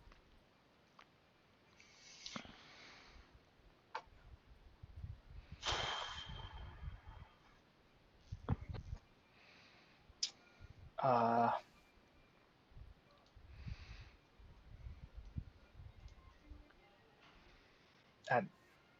I don't know how to answer that. It should be obvious. I would think.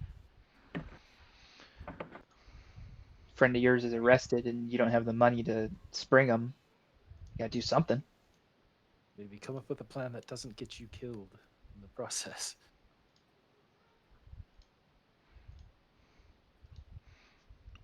What if I told you she was already released and gone? She's gone. I told you that I was here to rescue someone as well. We already set our prisoner free. Who sounds like it was this same person.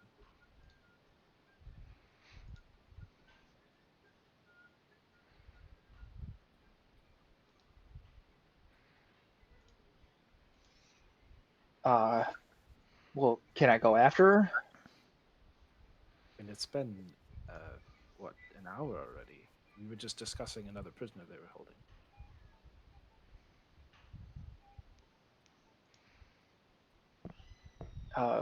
Okay. Which way did she go? Towards one of the cities. That wasn't my job.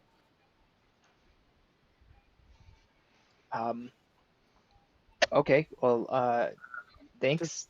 I guess Did he you come by yourself? he takes a step like forward towards the door, like as if to start to try to leave.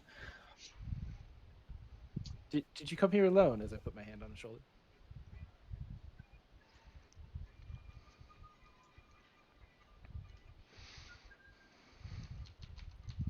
Yeah, I did. I mean, I had help planning it, but I was the one sent to, be a. So you were sent. This wasn't just you choosing to do this.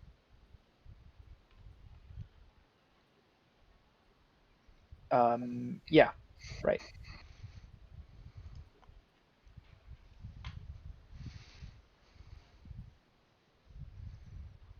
Is Nevis or Stock reacting in any way? What? That's a great question. What are you guys doing?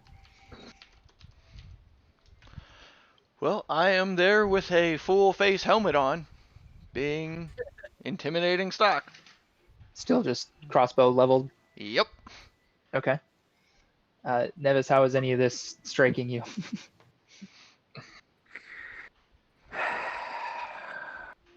I'm not liking this at all. one, we don't really know if this person is an actual friend of the half orc. What's her name? Raythene. Mhm. I'm wondering if instead of being sent here to spring her, he was sent here to kill her. And what happens if he runs into her at the door with Vendi? And I think at the minimum he should be made to take the guard uniform off. Strip him butt ass Train- naked, tie his hands, and let him loose outside covered in honey. Unlike the last episode with Glip Glop and where that was going to go, no, I don't necessarily need to see this guy naked, but he should at least not look like a prison guard as he's waltzing out of here. Well, he definitely has to pay for assaulting a prison. Well, yeah, I mean, he looks like he wants to leave, and I don't know if we should let him or if we should just make sure he's escorted to where he needs to go. Why don't I show you out? I'm going to turn to the halfling and ask him what goes on from here.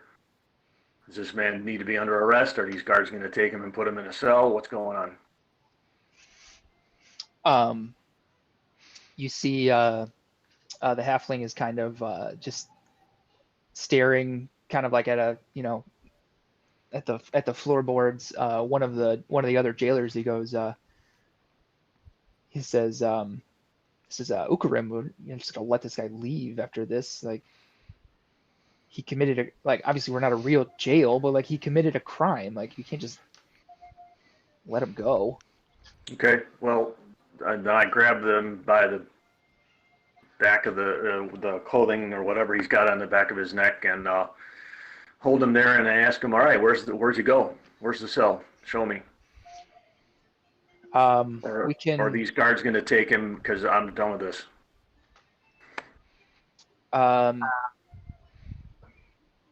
Yeah, the other three jailers, two of them, this one here kind of steps up, and this one behind you motions as if to try to get past you, and they if you allow him, the two of them take him to a room that's up here kind of at the end there, which you can tell does have a reinforced door.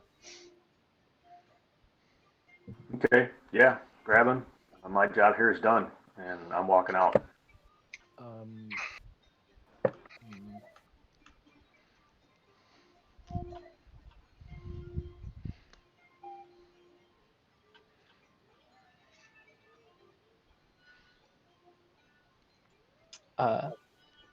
What were you wanting to say, Xanor?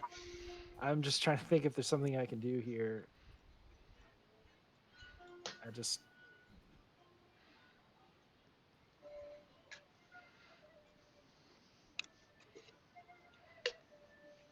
I think the moment has passed.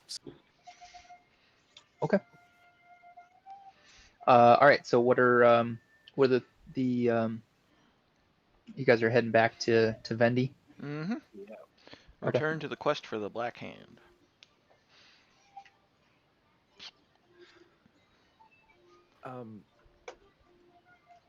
That guy was a dwarf, right? Yeah. Raythene, if I were to tell you that a dwarf had come here to get you out with a horribly organized plan, and they thought you were gone, is that something that you would be concerned about? Concerned about? No.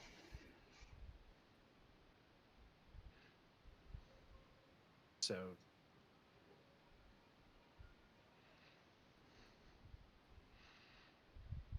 if someone from the Black Fist had come here for you, what would they be doing? What do you mean? Hey, Zanalor, I feel like this is the last place where we should be having this conversation right now. Fair enough. Let's get a little ways away from here and we'll pick this up. Sounds like a plan.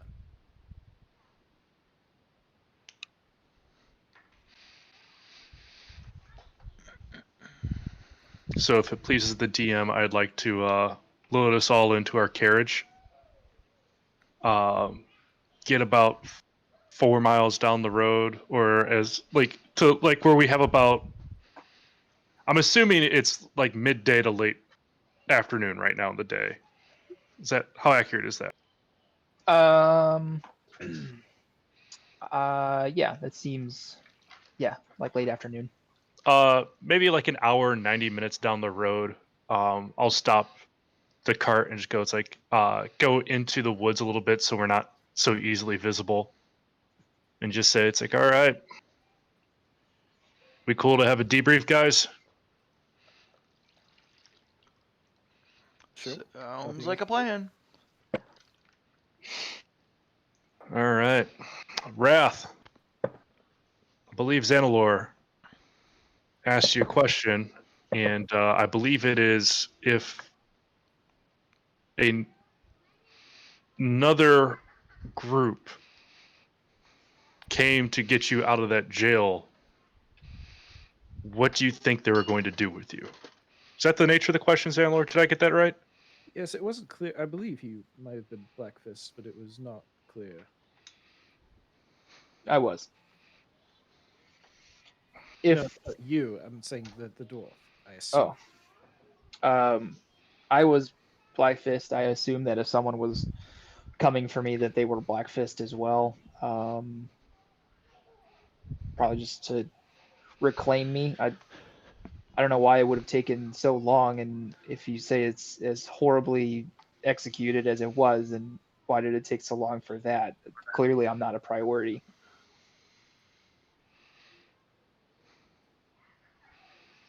So that dwarf is in the prison. So I told him that you had already been released.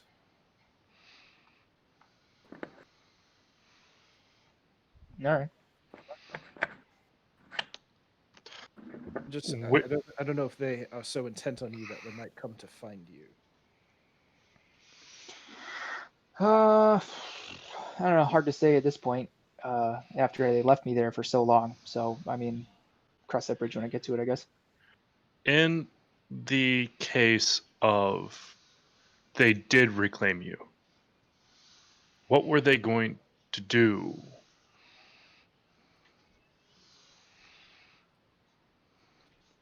Was there more to that question? Did they want you dead, or did they just want you back in the group? I've never really known the Black Fist to break people out of prison just to kill them. Okay. So what makes you so valuable that one of them may be willing to risk everything to recover you? I honestly don't know. All right. Look, one, I'm grateful you're with us instead of with them, and you get a chance to make some decisions on your own for once. I know we talked about you joining up with some of our muscle for hire businesses that my pal Stock runs, but know that this is, if you enter it, you enter it voluntarily. This isn't a we free you and now you work for us. You are your own person. All we bought was the information on how this trade route is getting ambushed. Everything else is still yours.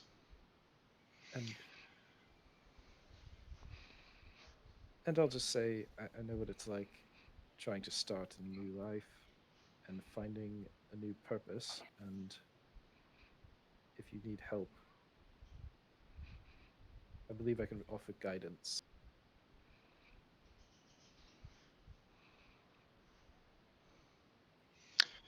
So before we talk, we just want to settle things up. Okay, you're not a number for us.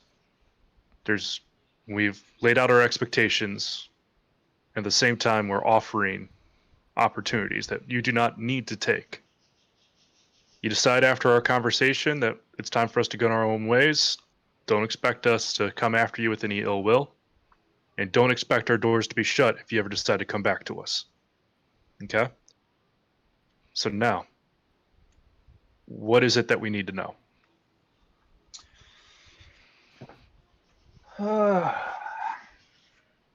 Where do you want me to start? Let's start with the mission statement and work our way into the protocols after that. All right, well, Black Fist are about 22 strong.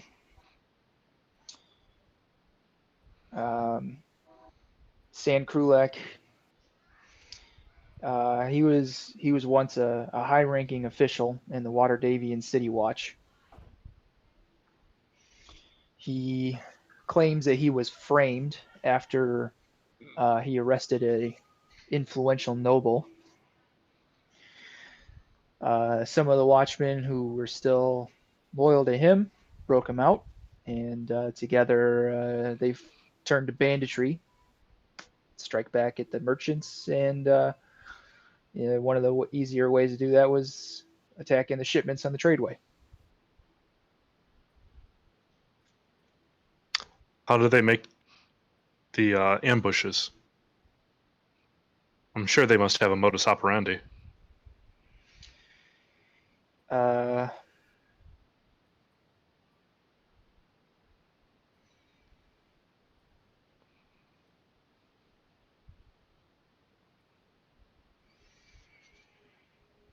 I guess it depends on which lieutenant is running the operation.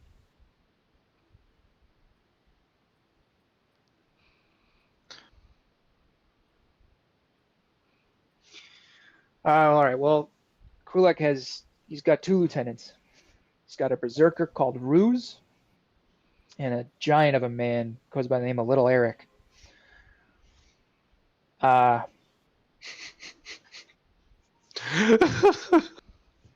sorry, that's my character laughing.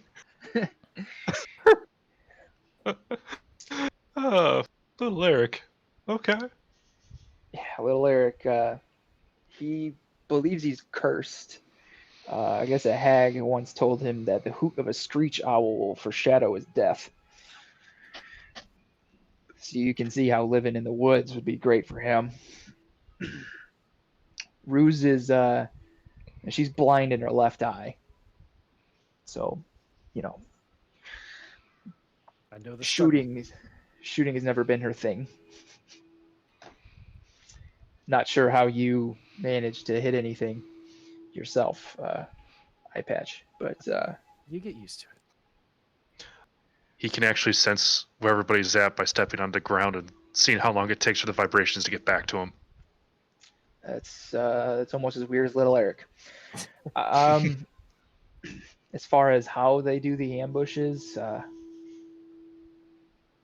it's basically that. It's an ambush. They wait for a cart to come by, and some days there's carts, some days there's not, and they use different tactics, like trying to attack the caravan driver, trying to disable the caravan, scare off the horses, basic stuff, I guess. Okay. So, as I'm sure you're well aware, we have been hired to make the tradeway viable again. And these ambushes are problematic for the success of our mission. Is there a way for us to make the tradeway viable without needing direct confrontation? Is there a way that we can make them more interested in something else? What is it they want? Well, Krulek seems like he's mostly driven by, I don't know, vengeance. I don't know. The orcs. They're another problem. It's not like distracting Krulek is going to make the tradeway safe again. Kernbag is the name of the orc chieftain. He thinks that the tradeway, as it passes through the shadow marches, is the domain of the orcs. If you ever go through there, you'll see they put the heads of people they capture in raids on pikes to mark their territory. How ghoulish. Yeah, well, they're orcs. There's about 30 of them. There's an orc named Shirak. Okay, hold on. Before you continue telling me about Shirak, we have a village of 30 orcs working in conjunction with a battalion of 22 trained guards who are outlaws. Well, not all Black Fist members came from Waterdeep. It was a small number of people that helped Krulek get out, and their numbers grew. I mean, I'm not from Waterdeep. How many trained warriors are in Krulek's charge?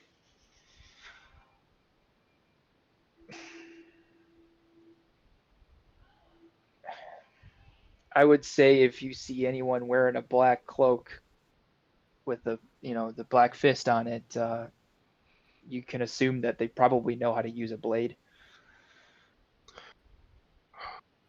Rough estimate?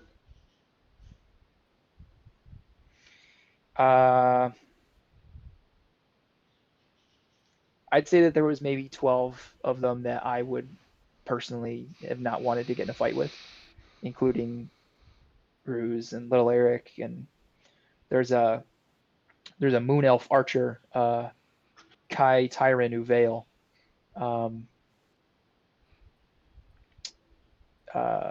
Never could figure out if that was a man or a woman, but they have a magic bow. I didn't want to get on the other end of that. Good to know. Now, I'm sorry I interrupted you. You were telling me about Shiraz? Shirak, I think it was.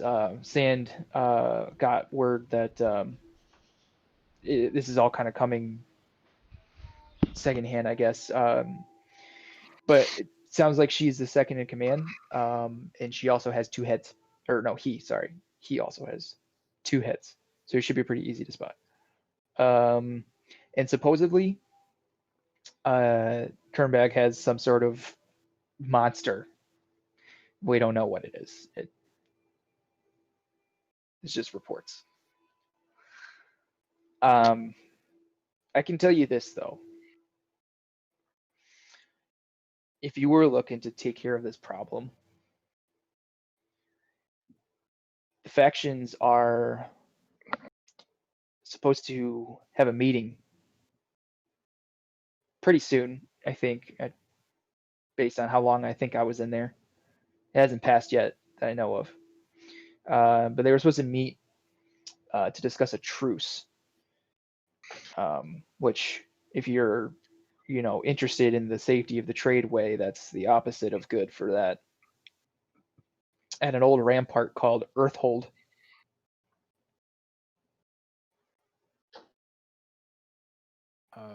When was this supposed to be happening? I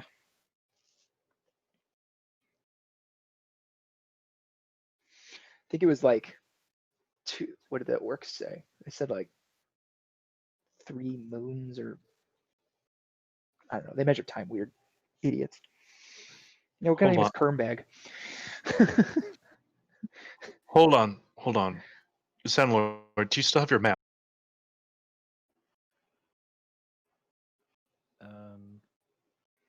Probably. What's the map of? Do we have a map of the new coastline? Do I have that? Yeah. Okay. I think that location has become a very, very high place of interest. And why do you say that? If that's where the truce is, and that's where everybody is at once, we have some options. We can ambush that place, we can sabotage the building, try to take out heavy numbers, or we can try to make our pitch to say go somewhere else. One option, I mean, if we are able to figure out when the meeting's actually happening, we can just incite violence between the two groups and allow them to take care of each other. I'm not opposed to that option. I don't see a reason why we should have to fight at least, what was the count? 50 some individuals who are trained and probably more who aren't. Many of whom are orcs.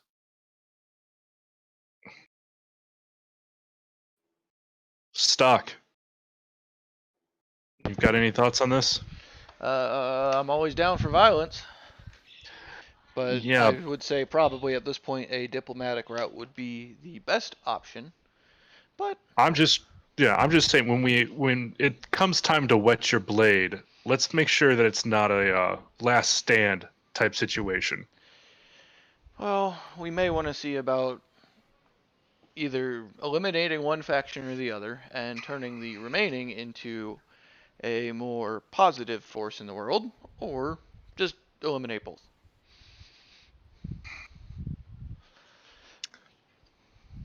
Odds are they will refuse to see eye to eye, and we could incite an all-out war and do cleanup after that. That's the smart way to handle this. I don't. The logic stands up on this. Because if we're looking at 20 some odd highwaymen and we're looking at 30 some odd orcs, odds are they could leave the majority of each other dead, and in turn we will be left with 10 that we need to clean up that are already injured and weakened. So it either gives us an easier fight or an easier diplomatic. Yeah. I think that's the thing is we have to we can't have them join forces. That is priority objective. And then whatever's left, if it, I think the sell that we have to make here is that it's against your best interest to keep assaulting the tradeway. If you do anything else, you're good, your lives are your own. But you assault that tradeway, we have to step in. And I mean, we honestly could make the argument for at least the Black Fist that they will have better odds selling themselves as legitimate guards for the high-priced goods traveling the highway because they are in high demand from these new regions for the aristocrat. That's actually a stellar point that you've made there, Stock, is And with these new unknown lands, we can make the argument to the orcs that they have all of this new terrain that is available to them that is able to become culturally significant for them and allows them to do bloodletting. Culturally significant. Yes. Just for people to terrorize. Well, yeah. it is a new place that is not native to our plane that allows them to literally carve out a place that can be their own without dealing with immediate conflict because our powers that be don't know what to make of these new areas. I mean, you had me there and you lost me, Stock. Yeah, hey Stock, where do you think that these orcs hail from? Just so I can clarify. I don't know. I'm just saying they can make their own place now. I'm saying they may be from here, but they can basically carve out a new living elsewhere and not have to deal with the bullshit of societal norms of this region. If I can counter, if we can somehow turn the orcs and the Black Fist into enemies instead of allies of convenience, maybe all we have to do is slip to the orcs. The Black Fist are giving them an unfair deal. We can turn around And when that falls out, and they're no longer allies of convenience, we can take the Black Fist and say, hey, you know what? You're looking for something that is going to be beneficial to you. Winter's Haven needs a security force. You wanted revenge against the people who wronged you. We can wash the slate clean and give you a chance to defend a massively expanded town. We're going to have security issues. I don't see a need to kill them right away if they can be useful for us in keeping peace elsewhere. Sounds good to me. Let's do that. Does anybody have any problems with that? Because if they don't accept that offer, they're at least in numbers where I feel like we can take them. I'm not sure why we would trust these people. I think the right move is just to incite the orcs into violence. Allow it to sort itself out, and then we can talk to whoever's left. Raytheon speaks up. Said, "Look, if a fight breaks out at this meeting, there's not going to be someone to talk to because I can't speak for Kernbag, but Krulek and his lieutenants they're not sticking around." That's good enough for me. Not sticking around to fight. Right. No, they're gonna gather what they can, head back into the woods, and fight against the orcs another day. What if they couldn't leave? It's a weird question. What can I say? We're weird people. I'm a very weird guy. From listening to you guys talk for the last few minutes, yeah, you are weirdly virtuistic and slightly nice, except for the one who I can't see his face. He offers me a job, but he's also like, hey, let's tell these orcs that they have manifest destiny. I don't know what he is. For all I know, he is an orc. Look, I'm just going to tell you guys, our success comes from the fact that we never see eye to eye. Our indecisiveness is our strength. Yep. But does anybody have any questions for our newfound friend here? Because if we don't, I feel like it is in our best interest to allow her to start the next chapter of her life. And she has a job opportunity on the table if she wants it. Yeah, but she doesn't know where the job is. I feel like it's important to tell her if she's looking for a job, here's where to go. The former Neverwinter Mm-hmm. is where we are based. Does anybody else have any questions for Raytheon? Nevis, to catch you up, Sand Krulek was once a high-ranking official in the Waterdavian City Watch. He got framed after he arrested an influential noble. Some of his loyal men broke him out, and they turned to banditry, became the Black Fist, and started striking back at the merchants. Hold on. Can you hear me? Yep. I was listening the entire time. Oh, okay. So Okay. sorry, I didn't mean to, stop you from trying to help me, but I was keeping track of the conversation. No, that's fine. I didn't see you on camera, so I wasn't sure if you'd gotten to hear it. Okay. I was gone, but I was listening the whole time. Okay, cool. Good to know. Good to know. Okay, does anyone have any further questions for Raytheon then? Regarding anything other than the job stuff? Because she has some questions that she wants to ask Stock.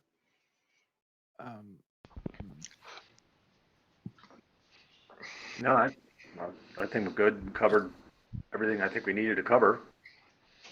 Find me back in Winter's Haven eventually. I don't see much of a need to do the sending her in the right direction thing on camera. It's, superfluous. Well, she has some questions for you. So once you guys kind of finish talking, she points out on the map where Earthhold is. She lets you guys know based on the timing that if you at least make your way towards Earthhold and check it out, It should be happening soon. Both camps are probably going to want to get there and establish themselves so that they can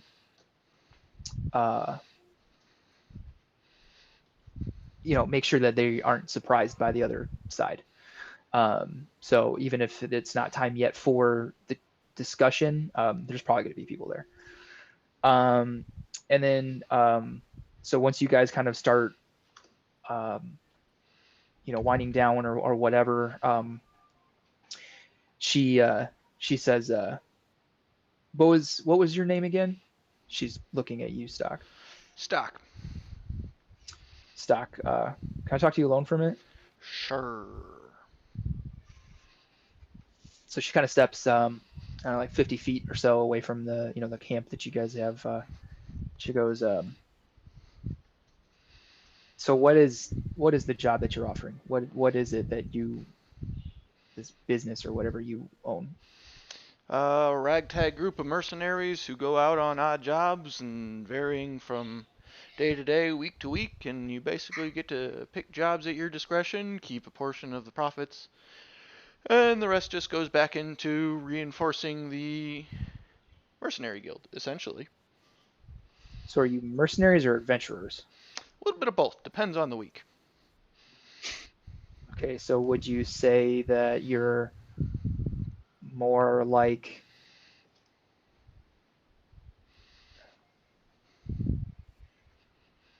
okay, I guess because mercenaries can be bought for things that are more in line with the Black Fist. We are more of a loose collection of like-minded individuals pursuing what we want to in life while supporting each other in various endeavors.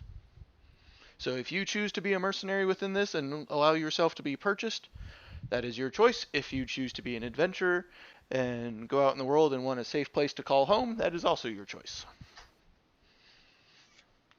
So you say you're a ragtag bunch. Are there people like me there? I have to refer to my list real fast. What do I got? I don't remember off the top of my head. Stock doesn't see. I don't see race, damn it. I have part of the guild right now, a elf druid. I got a dragonborn fighter. I got a cynical halfling paladin. He's kind of an ass. An open-minded tiefling who's kind of accepting of everybody. Half-elf barbarian. They're a little touchy. Be careful around them. Quick-tempered human bard. That's a little scrapper. And a gnome sorcerer. So yeah, there's a little bit of everybody from all walks of life. So I guess the important question to ask next is, what do you think I meant when I said like me? Half orc. Okay. Before she walks away or turns away, I'm going to basically lift up the mask and go, yes, like you.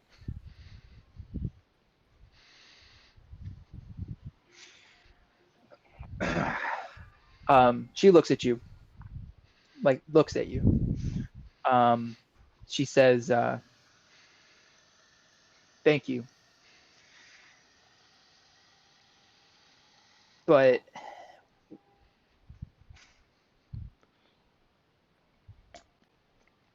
as someone who is also in one of the more outcast races, you should understand that the less of a big deal you made, like your first thing that you went to was, am I asking because I'm a half orc?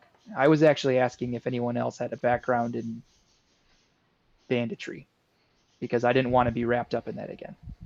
I think you need to make less of a big deal about it, about race. I feel you're racist by bringing up race.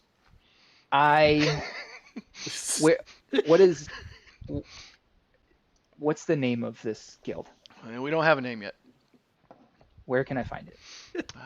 in the old, what, I forget where we were at. Neverwinter, Waterdeep? Neverwinter, isn't it?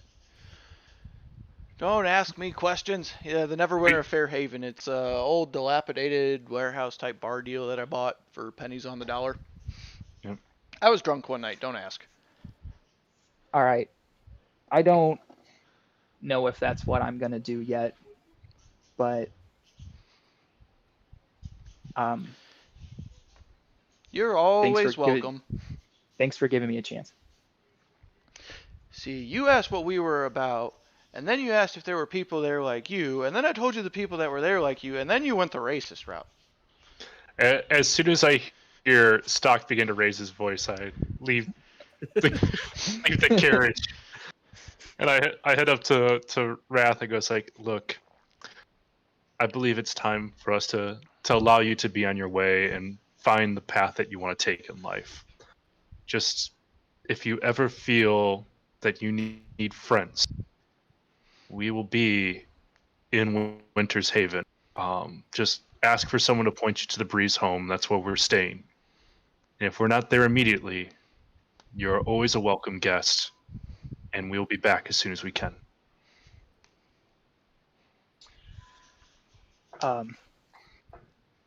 Thanks for breaking me out and for an opportunity. If it's all the same to you guys, I would like to I'll make camp here with you, and I'll leave at first light. Say, it's strange of you to just tell her to leave in the middle of the night. No, I mean it's just this isn't a chapter of hers that we are allowed to write. Hey, you've gone and fucked off in the middle of the night yourself, so... I don't know what you're talking about. I thought you were talking about me. Both of you have.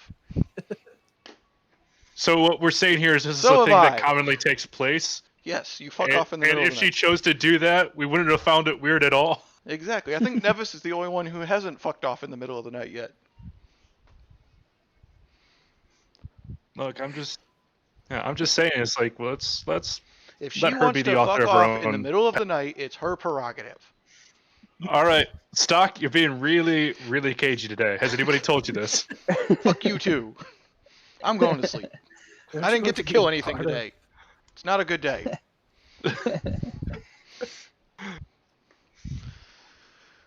All right. Yeah. So with that, Raythene excuses herself and she heads over to a bedroll and settles in for the evening.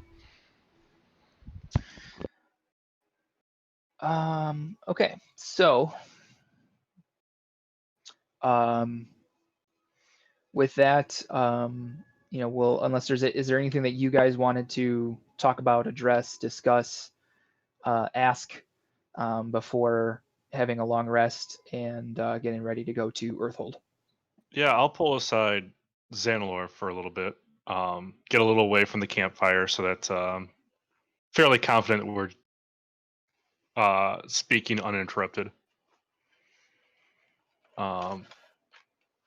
And I'll just kind of ask him for a little bit. It's like, hey, man, like, I remember the comment you made back in the jail that me just kind of wanted to fuck off with the reason why we came there was out of persona. With your permission, can you expand on that a little bit? Well, normally you seem to be a little more opposed to such issues of questionable morality. I mean, just so you kind of understand where I came from, like, I get why you thought that way. We weren't at a real jail. We don't know if any of them have ever committed crimes or if Well, we they're know just the one, looking for biddies. We know what our one target did. right? We don't know we know there was one pirate. We don't know dick about the rest of them. And I'm gonna be honest, the way that it's run, where it's money just to get in the door, there's something not right with that place. they also have guards to take care of themselves. And I'm sorry, but one of the few things I've learned here is that I don't, while trying to, run a city merger, is that I don't have the power or the time to fix every problem that exists in our new world. So I saw a problem of we need to keep our priority target alive to learn what we need to learn. And here we are trying to be the heroes we were a few months ago. We're not those people. Because if we were, eventually we're going to fuck right into the wrong situation. And we're going to end up leaving a lot of good left undone because we won't be around to do it. So, yes, a few criminals might have gotten out, but we'll be able to handle that when we learn about it. That's all that I was thinking at the time. And look, I accept that you'll. I'm sorry. No, that's all I'm fair I'm enough. tired. I'm monologuing. It's honestly, it puts you more in line with some of the choices that I might be making, without sort of putting you at odds with myself again. It was just unexpected. Yeah, well, look around you. What part of this seems expected?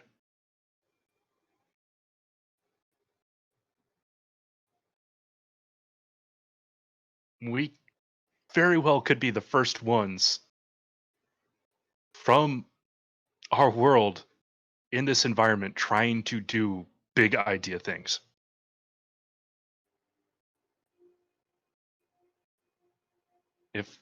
If we're going to be the trailblazers, I want to make sure that we're doing it in the right direction, the right way. And I know I sound naive, but hey, that's how I go to sleep at night. Have you ever tried not sleeping? No, I don't want to. But You don't have to worry about those things that weigh in your conscience. yeah, but man, Xanlar, are we square? Oh, certainly. Cool. All right, buddy, let's head back.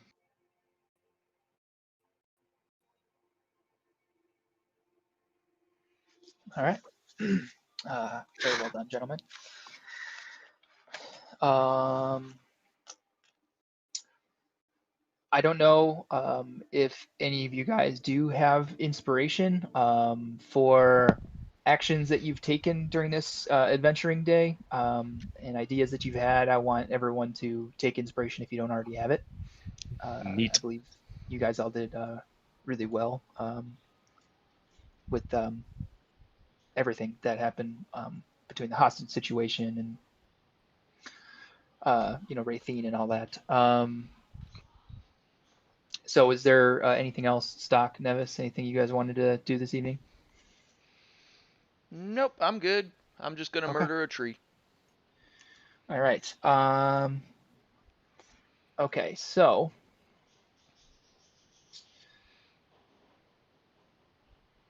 okay. I'm going to so you guys you make your way to Earthhold. I'm just gonna move us to our splash screen because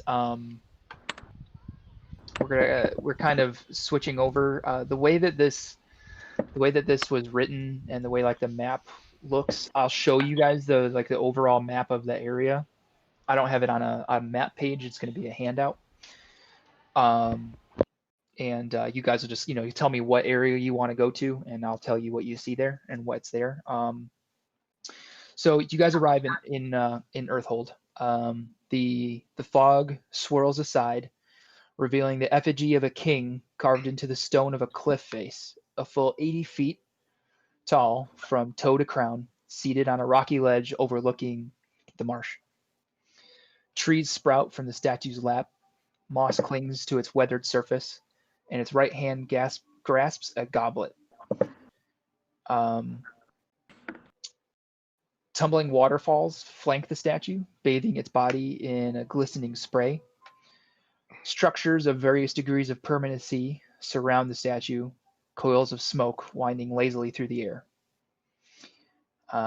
Earthhold is open to the sky. fog banks roll over it from the marsh, and the cliff face is honeycombed with caves. I need to do this. You guys can't see that. You better see that. All right, so that is in your journal now, so that should pop up the image. Mm, If not, you may have to access your journal. It's called Shadow Marshes.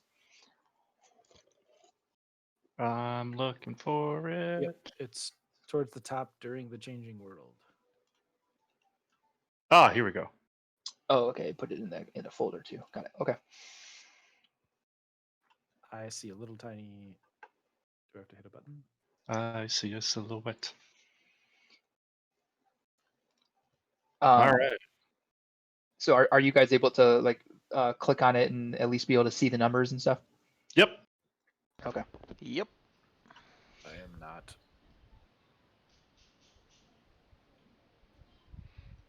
And Um, are we currently at 1 right now? so you guys are currently like you have a choice of where you want to try to enter from. You don't have to be at 1. Okay. Oh, there it goes. It works now. Well, if that's the case, I wanna enter from 7 because that seems cool. 7. I'm partial to 13 to 13A. You're just gonna apparate inside the goblet. Yep. And then fill up with water and make a jacuzzi. So do we know which part of this they're planning to meet at? You don't. Okay. So we'll have to make some assumptions. Yeah, I think ideally we'd want to be on those cliffs, I would think. Maybe? Because then you can see where they're actually going to be.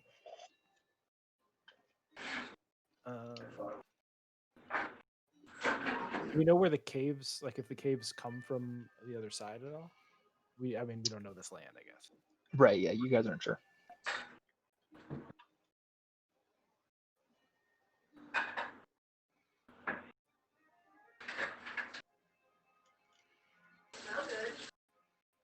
I will say that it looks like, as best you guys can tell as you approach, it looks like 1 is probably the best entry.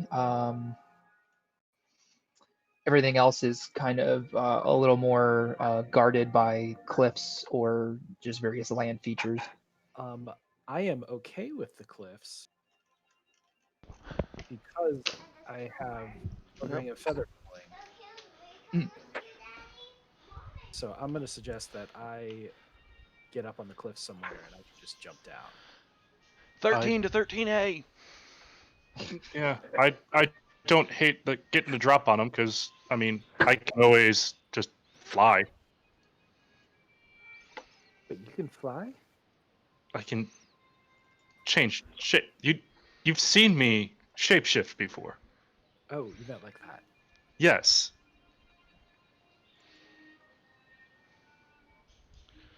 Like I understand I'm really bad at being a druid, but I got that one down pat. But- Well, I wonder if 6 leads to 10.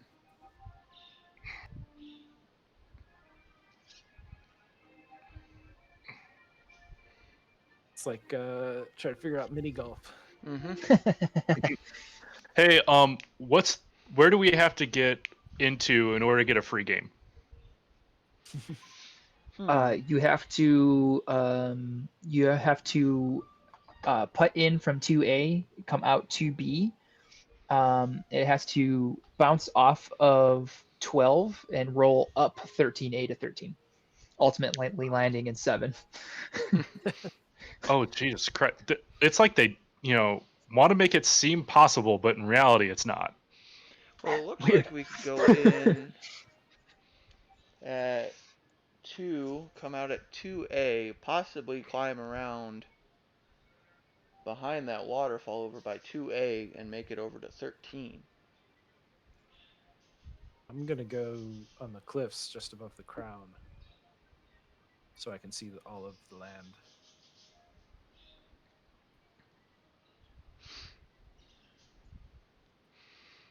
What does Nevis think?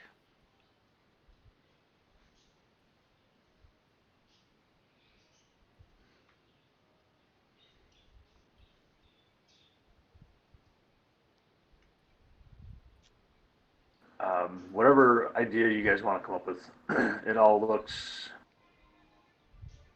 very open to me. Um, No matter what we're going to try, we're going to be seen. mhm. Unless we're invisible. Ooh, Xanalor sounds like he has a weird idea. Only do it. I can only do. Oh wait. 2, 3, 4, 5. I could make 4 of us invisible. Good thing there's only 4 of you. Mm-hmm. Hold on. You have to make Borax invisible too. You can just turn into like a butterfly. But that's what I wanted to do. You can do that too. You could Okay, be an cool. invisible butterfly.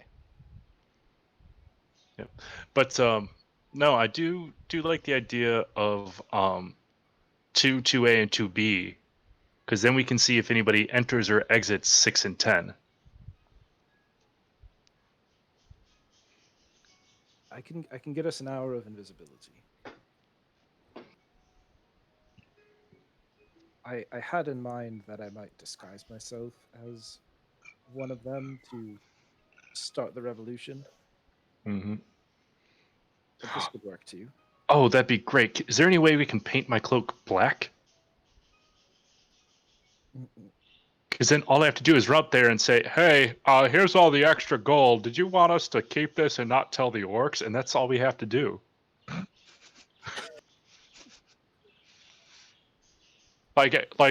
It's all platinum. This is like $1 trillion worth of platinum, and the Black Fist would be like, "Who the fuck's this guy?" And the orcs would be like, "Money, awesome, let's go." So are we in agreement as to how this is going to go? Probably not, for the sound of everything. Everybody do their own thing and it'll work out in the end, or we're all dead. I'm sorry, it's just so weird having teammates again.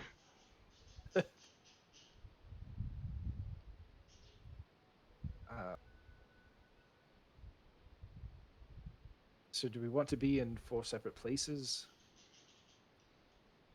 and be invisible, see what happens?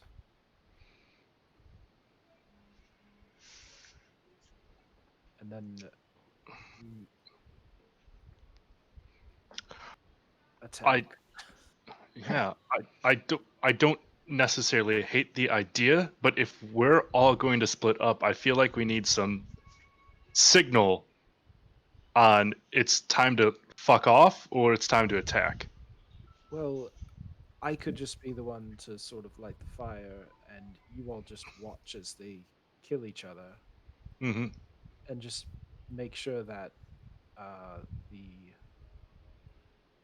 Krulik and the lieutenants don't leave. I'm cool with that.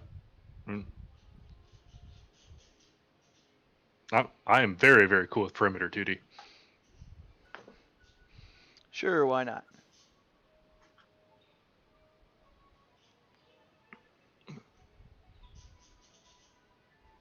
All right, it's your lead, Zanalor. Okay. Well, we'll have to be together up until we see the meeting's about to start. I'll make us invisible. You can go at the back end, I suppose, and then I will do something. I will do something. All right, so I guess Xanalor, I need you to be specific about where you guys are meeting up to begin invisibility or whatever it is, where you are going and where you want them to go.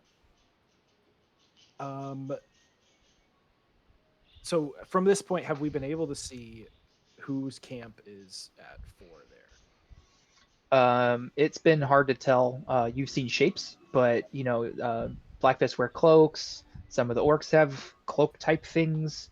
You know what I mean? Like this is shapes of humanoids, which doesn't tell you anything.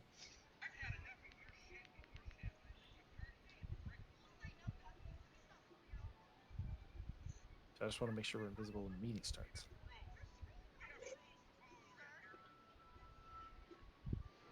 I mean, should we just go down and hide in the trees at 3, and then try to observe from there when the meeting starts? I make us invisible. I run in. Does that make sense? So I come down through 1 and 2 to 3, and then you go invisible and try to start a riot. Basically, yeah.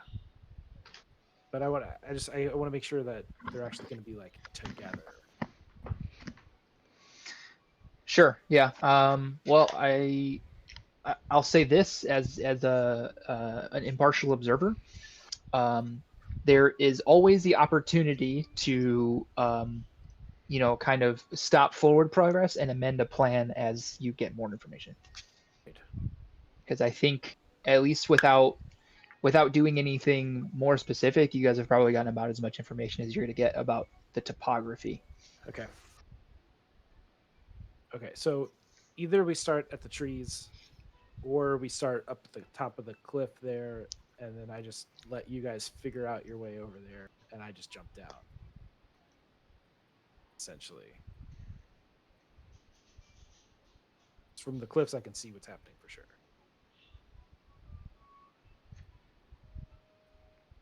Okay. If that's the case, I would like to hide in the mouth of 2. Just in order to get an idea of who's entering or exiting. I'm just hiding the entire time. Okay. All right. So what we'll do then is you guys will start at 1 to work your way down to 2 and go from there. All right. Works for me. Okay. Sure. So, all right. As you guys get close into 1, you see Swamp Fog has kind of lightly obscured pretty much all of the exterior locations. You don't know, what's in the caves, how deep they go, or anything like that, but it's making it a little bit hard to track people. The cliffs aren't like completely smooth. They do look climbable. It might be difficult, but they do look climbable. As you guys get closer, it looks like the rivers, they're noisy to start with, and they appear to be going quick enough where it'd be dangerous to ford them.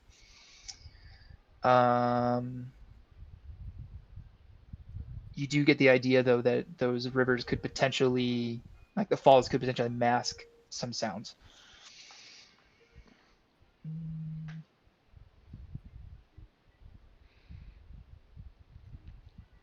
Okay.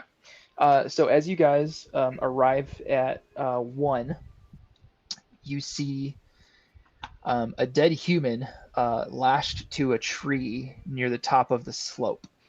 His white cloak hangs in tatters, and his armor is torn asunder. By his dress, he looks like a cleric. The words G-O space H-O-M are carved into his bare chest. Palm? Looks like it says "Go Hum." Oh God. I'm going to use one of my abilities here and cast Speak with Dead Okay. without expending a spell slot. What? That's awesome. Whispers of the Grave. Neat. All right, so you you kind of tap into your connection with your patron, and you basically just remind me, like when you flavored your spells, what sort of like kind of effect do they have? Like I'm imagining basically you're like essentially like breathing without putting your mouth on him, obviously breathing air into this corpse's lungs. Yeah, I like most of my spells. I have sort of like a ectoplasmic discharge. Okay. So that works perfectly then. So yeah, so basically you create a series of hand movements and a couple words that you speak to cast the spell, and this ectoplasmic discharge like leaves you through the force of your lungs, and you see it like almost like a bellows kind of puff up the lungs of the dead human.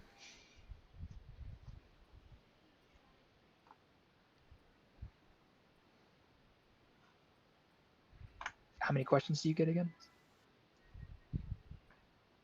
Right? Did I read that right? Let me look. Ask the corpse up to 5 questions. 5. That's a lot. That is a lot.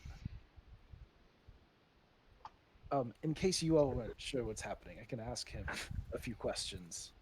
So let me know if you have suggestions. How many did you see the groups? How do I ask this? How many orcs? Do we need to ask this?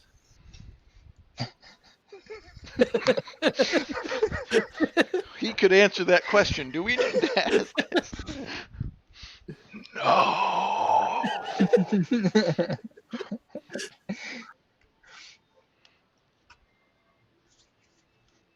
If you want to confer with your party members what kind of questions you want to ask, that's fine. I was not asking him. prepared for talking to a corpse, so I don't even know where to start. What information could we ask him that would be helpful in what we're about to do? Where are the explosives? Sorry, I need some water. Oh, where are the explosives? You want to ask him where are the explosives? Well, yeah, you're right. That's stupid. Do we even know they have explosives? Yeah, that's probably why the question's stupid. Well, numbers and locations are always a good thing to ask. All right. Is his name Go Home? Where are the orcs camped? um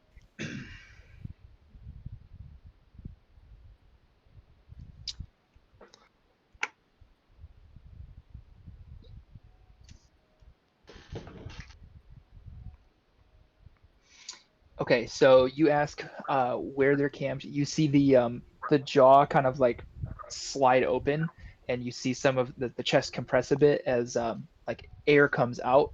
As you like listen to it, you hear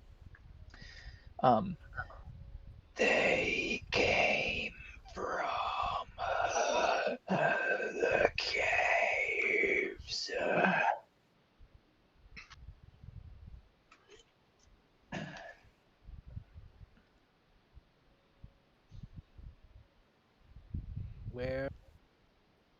Where precisely is the meeting to take place? What meeting? I was afraid of that. I mean, I don't want to tell you how to do magic because, but I think they stop having new memories once they stop living. He could have been among them. I look at the body. Could he have been among them?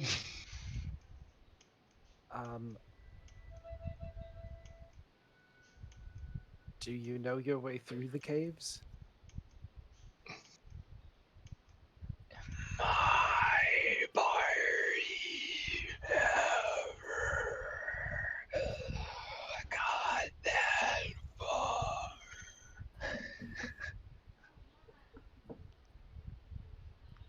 I chose a terrifying line of work.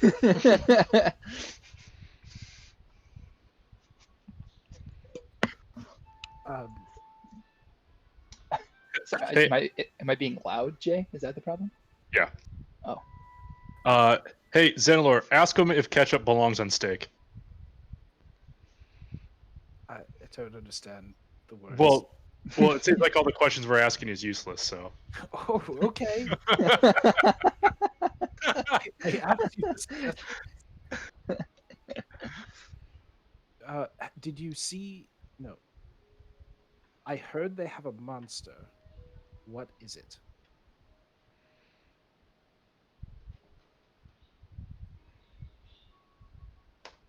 They're all monsters.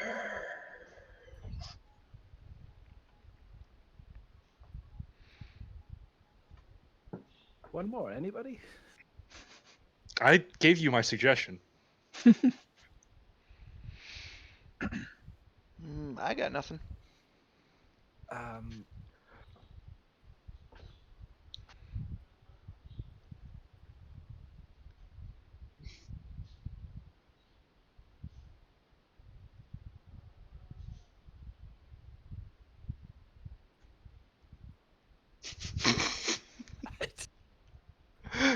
need to write down questions for later.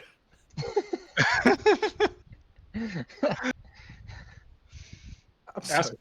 Ask him if his name is Go Home, or if it's just written as a warning. Oh, it's home. Do you know what were you trying to do here? Jay, you wanna? What's up? He's about to do the voice. Oh, okay. My party was set by the order of the Gauntlet to investigate the orcs.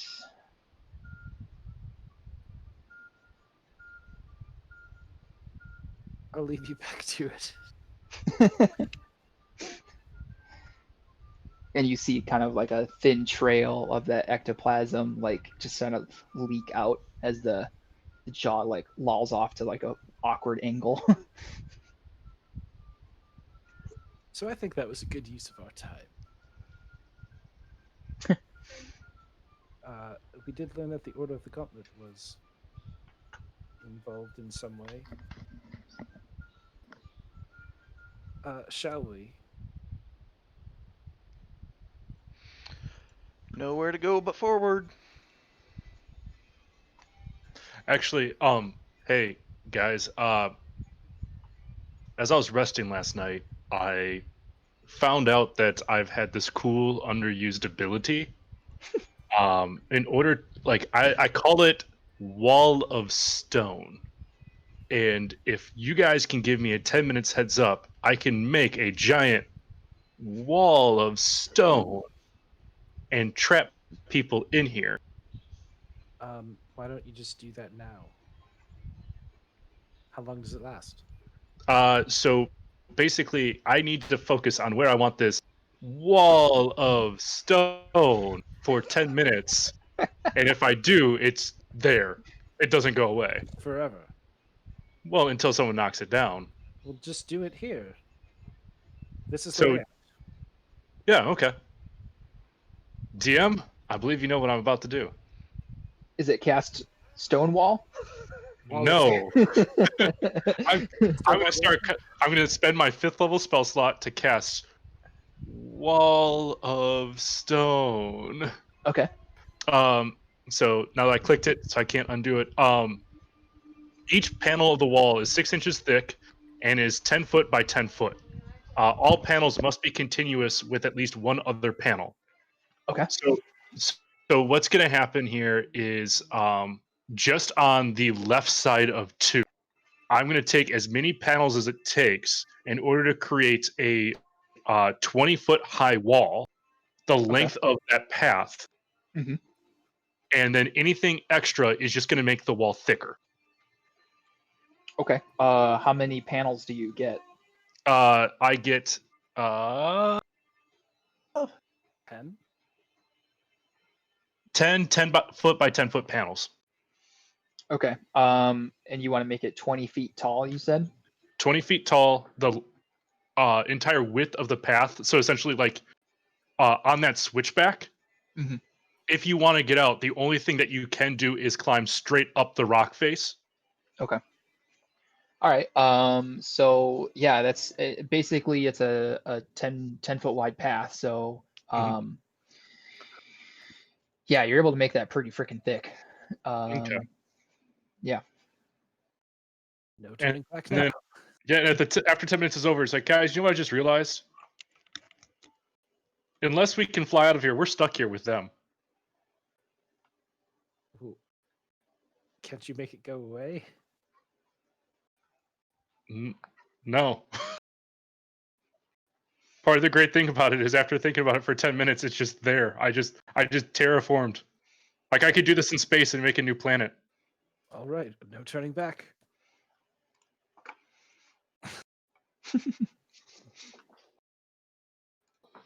You can still fly, right?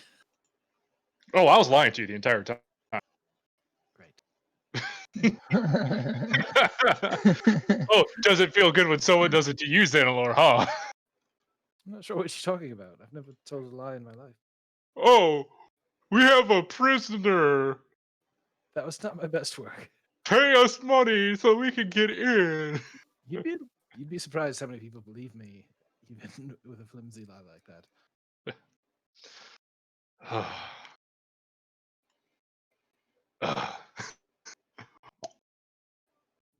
All right, guys. Rule number 1, don't die. Rule number 2. Keep living. Die harder. All right. So as you guys move on towards number 2, so you guys, there are a couple openings into a cave. It looks like all 3 openings lead to the same cavern. As you guys approach, you hear bestial snarls and excited barks and yips coming from the cave. Puppies. Probably not the good kind. Oh. Okay. I have returned. I didn't know you were gone. Good. Maybe we should just invisibilize now.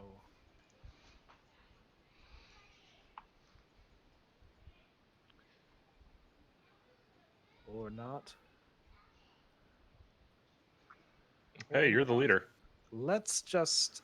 Do you want to check out the dogs or just keep moving? We can keep moving. We'll pet them on the way back. Not exactly what I find. Okay, so you guys are moving onward? Yeah, So. okay. So heading towards number 3. Through the fog, you spot a hulking figure standing beside the track. The giant stands 9 feet tall and is clad in scraps of hide armor. 5 orcs stand around it, obviously accustomed to his presence.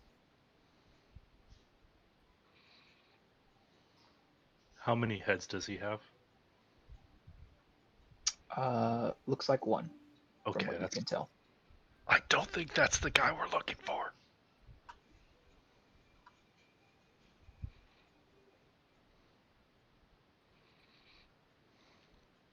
Well, let's keep moving. Do you want to just stay quiet and stay in the shadows, or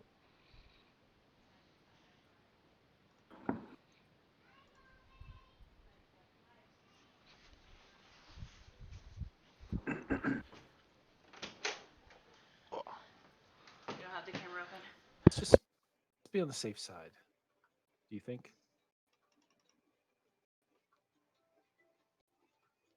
I can't see what you're doing, Rashad. Then I'm doing a really good job of it. So are you guys? What are you doing? Sneaking, being invisible? Yeah. You know what? Yeah, I'll do that. I'm going to use my cloak of elven kind to give me advantage on my hide check. Cool. And my first roll is a 17. My second roll is not better. So you're just hiding. Yeah. Okay, so you're just gonna stay here. Okay.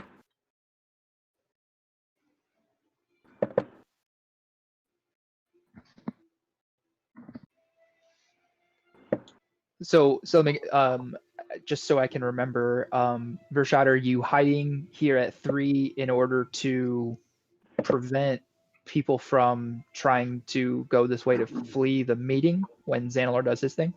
Yep. Okay. Okay, then I'm just gonna gather the group and cast invisibility at the 5th level. Okay. So that all 4 of us are invisible. Okay. For an hour. All right.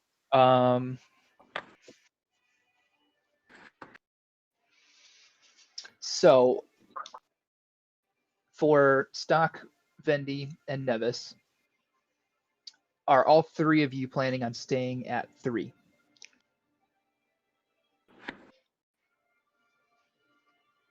I was planning at staying at 3 in order to kind of be the rear guard.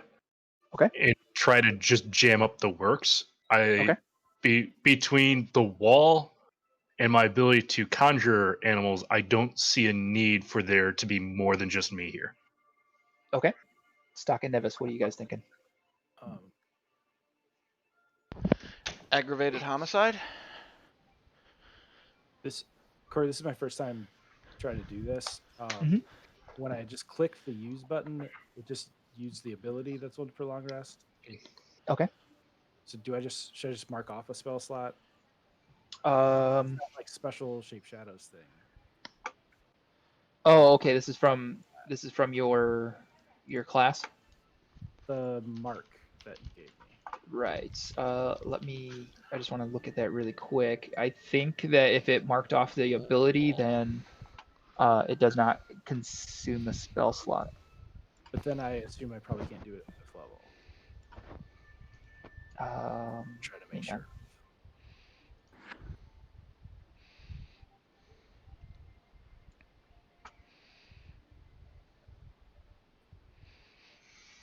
Cheat it. Let's see. Does that? Oh, okay. I see.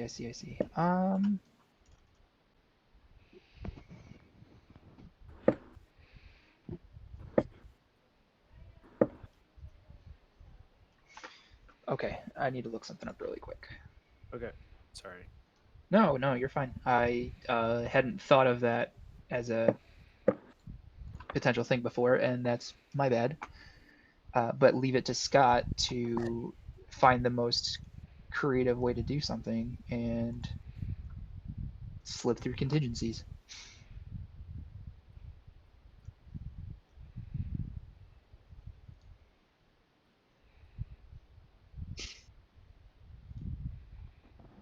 Worst case, we know Vendi can hide.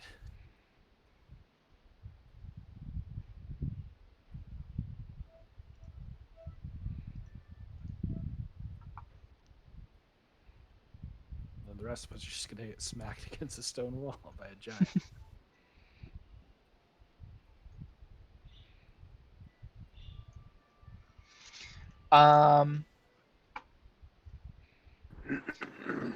All right, tell you what. For now, why don't we say that if you want to upcast one of your mark spells, it will use the spell slot of the level that you want to use, Okay. as well as your limited use activation of that, since Okay. it doesn't count for spells that you know. Right. Okay. And then if that comes to be problematic at another point, we can reassess. Okay. All right. So 1 hour, we are invisible. Okay, so Vendi's sticking around at 3. I suppose maybe what direction are you going, Zanalor, so that Stock and Nevis know where they should be. And this is invisibility, not greater invisibility, guys. So if you attack, you will become visible. Good to know. Mhm.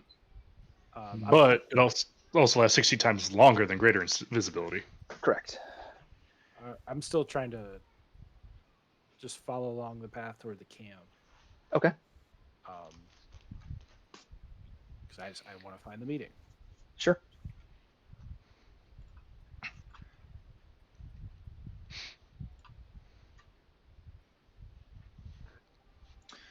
All right. Why don't then the 3 of you who are moving on make a stealth check for me with advantage. If you have armor that would give you disadvantage on this, I still want you to roll with advantage. Natural 20 for a total of 29. Okay. 19 total. I've never done this before in my life. 220s. Damn. Nice. That is fantastic. If that's the case, Dan, describe how this all ends. How do we win the game right now? So Nevis turns invisible, and much like any time there are characters in a haunted house of some sort, you don't know where Nevis went. He just pops out He'll a come different back door. later in the adventure.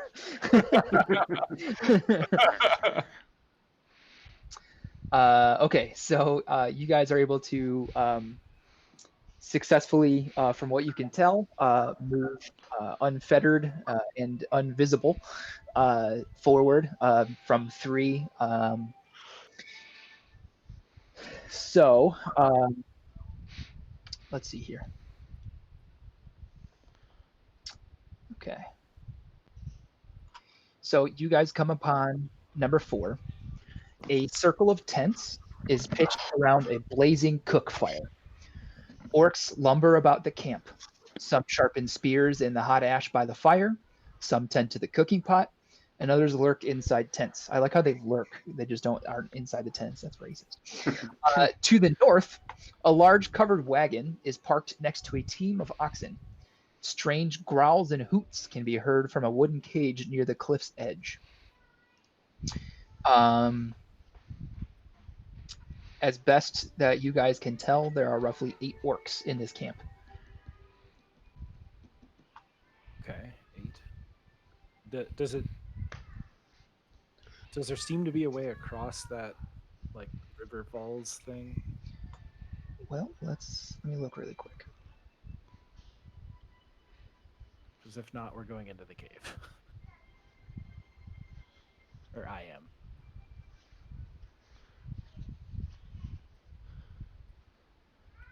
So, from where you guys are actually, from 4, like towards 14A, that is actually a place where it seems like it would be easier to ford the river.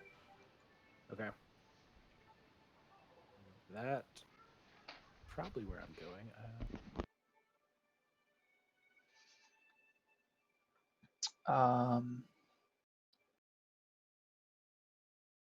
Does anybody have any poison? No, I do not. Okay. So with that information, what would the 3 of you like to be doing? Stock, what do you want to do, watch, investigate in this camp?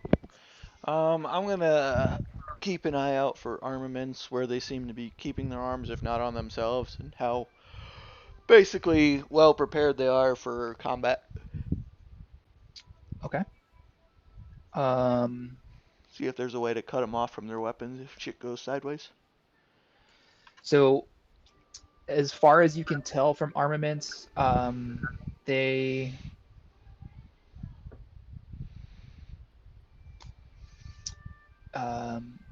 you can't see much outside of the small group of orcs that are sharpening spears in the hot ash. There are 5 tents, and there is one orc that is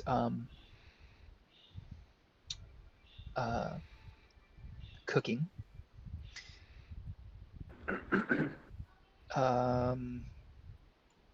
So, wait, that answered your question, right? You were asking what you could see about armaments, right? Yep. Okay. Okay. Xanalor, what are you looking at? I am just trying. I'm going to cross. Okay.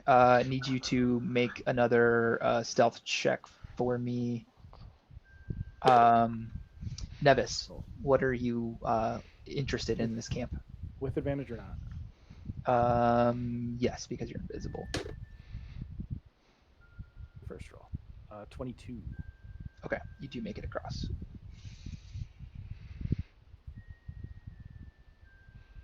I don't know. I guess I'll just continue to try and get a lay of the land. Okay.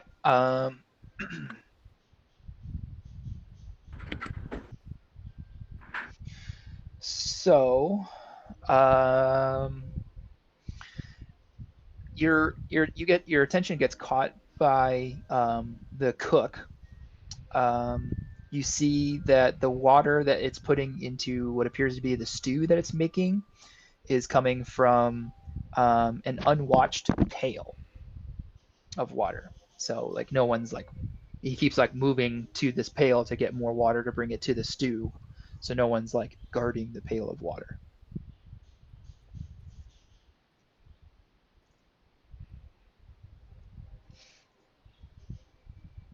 Um, Anything you would like to do with that information or anything else you'd like to look into? No, No? I have not. Okay. All right. Vendi, can you make a wisdom check for me? Wisdom check. Yeah. It's gonna be hang on. I don't know why it just says wisdom. There should be a skill attached to this. Okay. Let me look really quick.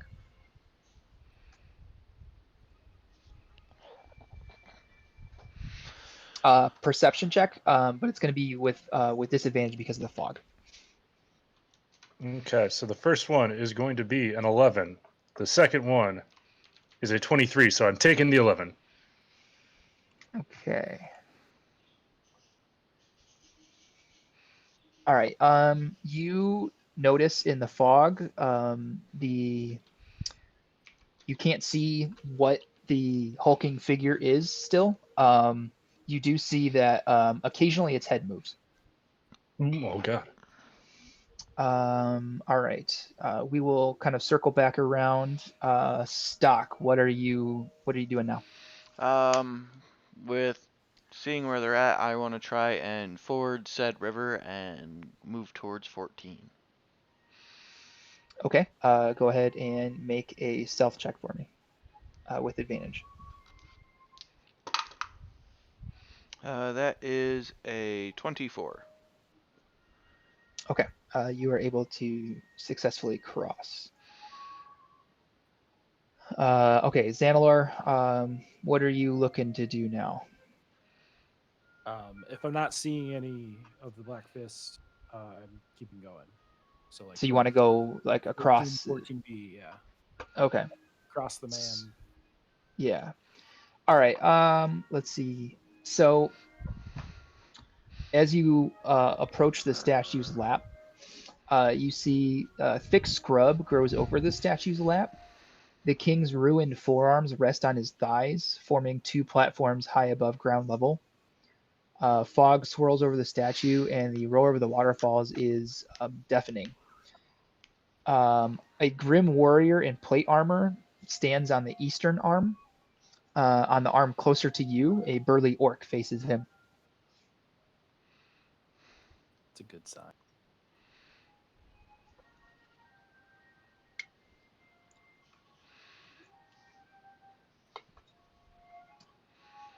Do you still want to go across to 14B? Yep, that's the plan. Okay. Why don't you go ahead and make a make another stealth check for me. Okay. To go across 14. Please keep rolling low. 16. Okay. Yep, you're able to. It takes you a little bit longer this time, but you are able to get to the other bank essentially. But it's going to be like next time around through here that you're going to try to cross the river again. All right. Okay. All right. Nevis, what would you like to do now? Seeing as the other two guys went across the river, I'm wondering if I don't want to go check out what's over by the cave there by number 6. Yeah, so just to refresh, there is in your camp there to the north of it, there is a large covered wagon parked next to a team of oxen, and there is a wooden cage near the cliff's edge where strange growls and hoots come from. Mm-hmm. And so you want to move towards 5 and ultimately 6. Sure. Okay. Let's see. Go ahead and make another stealth check with advantage for me.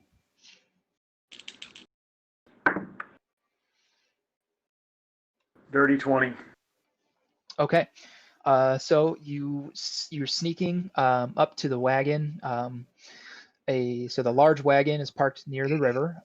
You notice that mysterious symbols are carved into the wagon's sides, and its leathery coverings are dyed red, white, green, blue, and black. There are 2 orcs standing guard outside the wagon. It does not appear as though they have noticed you. All right. From the wagon, do I have any line of sight to the cave? Or is it too dark to see?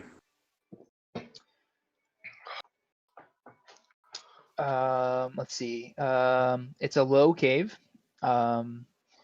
Wood smoke drifts from within, and you can see a little bit of firelight flickering against the cave mouth.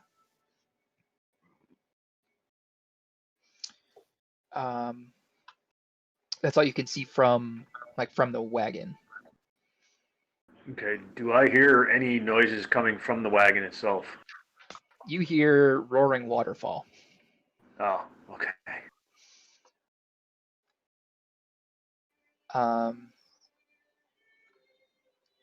One of those instances where that kind of helps and hurts you a little bit. Right. If you want to, go ahead and make a perception check with disadvantage if you're trying to actively listen and discern what's going on in the wagon. Sure. Okay. So is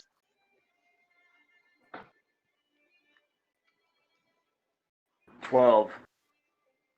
12. Okay. You don't hear anything, any sounds coming from the wagon itself. Okay. All right. Vendi. Is there anything you would like to do with the information that I gave you last time? Is that the only thing I care about? Is that head getting closer to me? Not from what you can tell at this point. Go ahead and make another disadvantage perception check for me. Okay. Perception's there. Roll the dice. First one's a 16. Second one is a 9. The fog's getting thicker. All right. Yeah, so no new information this time. You see that it still periodically moves its head. There are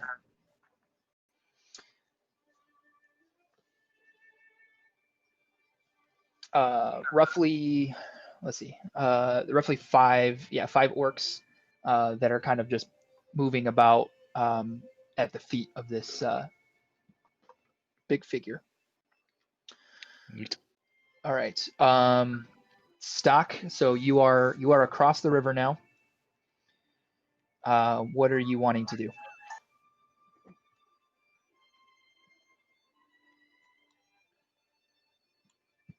Doc. I'd like to climb up to 7 if possible and see if there's anything up there of interest. Okay. Let's see here.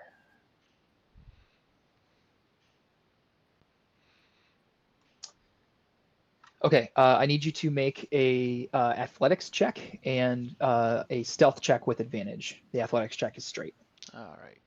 We'll start with the stealth check. Comes out to a 23. Okay. And athletics is a 21. Okay. All right. So you climb up. The stone goblet looms overhead. As you climb it, you can see that the air above it is trembling with pungent oil fumes. As you get to the rim, you see that an orc also stands on the goblet's rim, clutching a burning torch. It hasn't noticed you. It's actually looking off towards 14. Okay. So that is where we will leave you. Xanalor, you wanted to cross the river once more, correct? Yeah, to try to see their camp. Okay, go ahead and make another stealth check for me. Please. That's a good roll. That's the same roll, 19. 19? Okay. You do make it across, and you're kind of overlooking 11. Okay. Does that appear to be the Black Fist people? Go ahead and make a perception check with disadvantage. Disadvantage. Good. That was great, but I can't use it. So, 2. It's hard to tell with the fog. You see some shapes that are moving, and you see some non-humanoid kind of shapes that are probably tents, but you're not sure from where you are right now.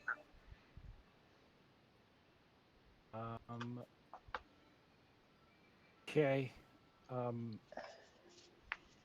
Ooh, I can't decide what the right thing to do. I'm gonna. Next thing, I want to try to go into the camp. Into the camp? Okay. So what we will do then is we will pick up on that when we circle back around to you. Nevis, are you still around?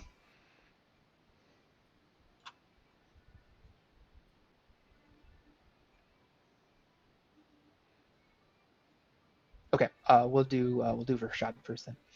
Oh, never mind. Nevis, what do you want to do? I want to see if I can peer inside that cave and see if there's Okay. anything in it. All right. Why don't you go ahead and make another stealth check for me with advantage, moving from 5 to 6, especially since there's those guards outside the wagon. 21. 21. Okay. So yeah, again, you can smell it now too for sure. The wood smoke drifts from within. You can see the firelight flickering against the cave mouth. As you look closer, you can actually see the shape of a clawed hand acting out a shadow play against the cave wall.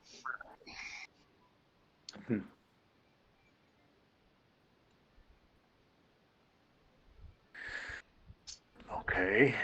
Can I see the creature that the clawed hand is attached to? Um, Can I make out what type of creature is it? Is it just another orc or? make a perception check for me. 16. 16. Okay. So as you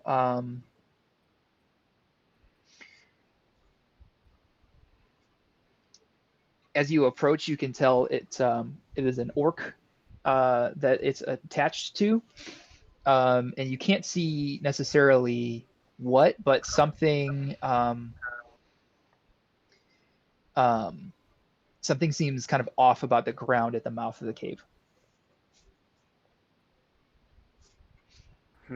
Okay. All right. So, Vendi, why don't we go ahead and have you make another disadvantage perception check for me?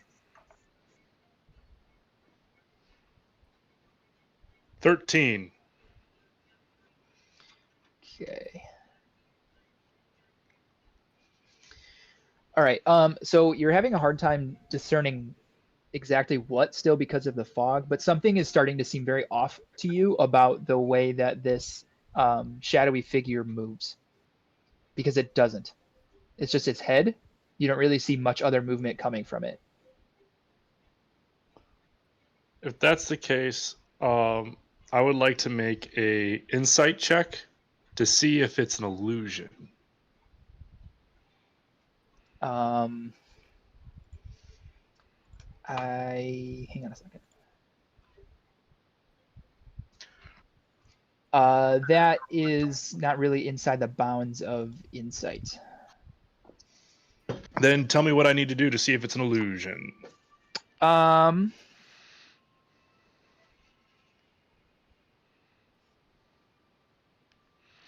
Because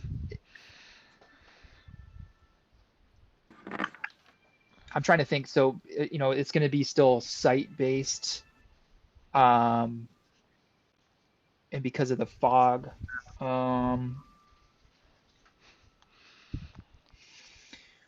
Okay, why don't you go ahead and make an investigation check with disadvantage. 24 for the first one, Mm-hmm. 17 for the second. Okay. So from what you can tell, without moving too much closer, as you kind of you're focused in more on the shadowy figure rather than kind of watching the camp at large. You can tell it's not an illusion because you actually notice one of the orcs like trip over it. Mhm.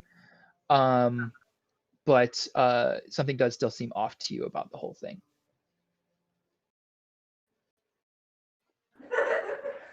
Okay, and with that investigation check, I have no additional idea as to what seems off about it. It's still something about the way that it moves. Okay, well, I'm gonna hold pat. Okay. Um,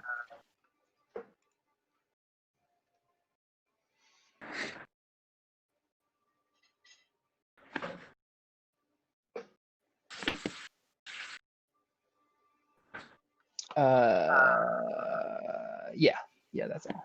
I'm just double checking to make sure. Hey, down. Yeah. Okay. Stock, what are you doing now that you're up on the goblet? Based off of what you've been saying, the odds aren't very good that I would be able to see anything at 13. I'd just like to investigate the liquid up here and see if I can figure out what it is. Okay. Go ahead and make an investigation check. 15. All right. It appears to be, based on the fumes, the sort of viscosity of the liquid, it appears to be some sort of flammable oil used for like pyres and things like that. Okay. And then like to start moving towards getting up to 13 if possible. Okay. Go ahead and make another stealth check, because now you're actually stealthing past. You're essentially trying to move through an area that is being like watched. Advantage or no? Yes, because you're invisible. Okay, just making sure. That comes out to an 18. Okay. Alrighty. Xanalor, what did you decide that you wanted to do? You move into the camp still? I'm still not sure exactly what I'm going to do, but yeah, I want to move to the camp. Okay. All right, so go ahead and make another disadvantage perception check for me. That's an 8. An 8. Okay. You can tell from the way that people are moving that they are wearing cloaks. You can't really discern a color, and those other shapes that you saw before are most definitely tents. I'm gonna try to. Oh, shoot. There's one version of this where I die. Go for it. Xanalor's living in alternate timelines now. Okay, Abed. Well, there's something I was thinking of doing, but it's super high risk, and I don't think it's going to be worth it. So,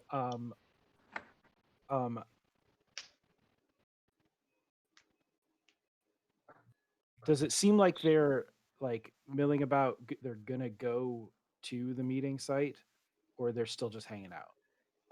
It's pretty hard to discern. Do I see anybody who looks like they might be blind in one eye?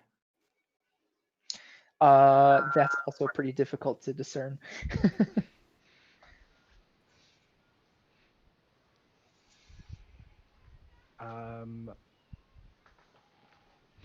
I guess next thing I'll move towards the cave. Okay. Go ahead and make a stealth check with advantage. Advantage is so much better than disadvantage. I don't know if you know this. I do. 22. 22, okay. All right, Nevis. So you're outside the cave mouth. You see fire and what looks like a shadow puppet play happening inside, and the ground looks a little hinky. The ground inside the cave or the ground where I'm at? Like basically like for you to move into the cave, the ground that you would have to cross. Okay.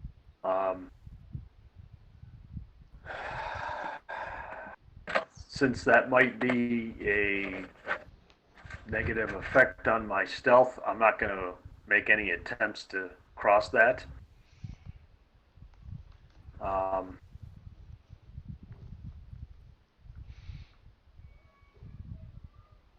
I guess I'll try to sneak over to where it looks like there's some boulders there in the in that stream, and maybe cross over there to go where I assume Xanalor and Stock have gone. Down near like 14A, you're talking? Yeah. Okay. All right. Go ahead and why don't you to move from where you are? Why don't you go ahead and make a pair of advantaged stealth checks for me?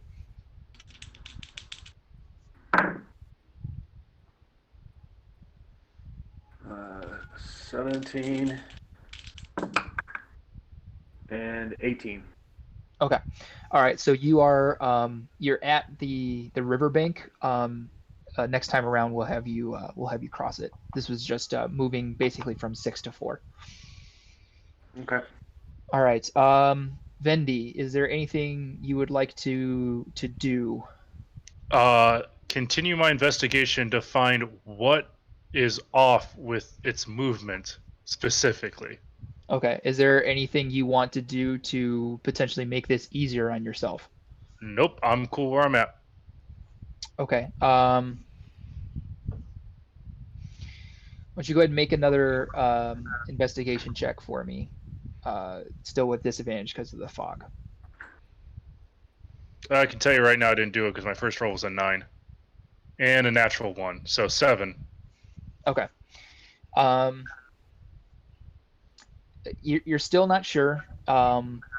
It feels weird to you that everything else is moving around the camp and this thing hasn't taken a single step. That's my turn. Okay.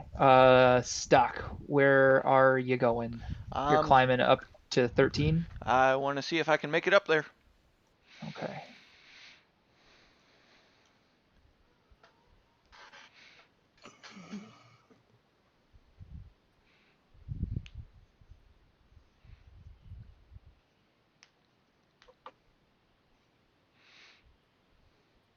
All right. Go ahead and make another athletics check for me.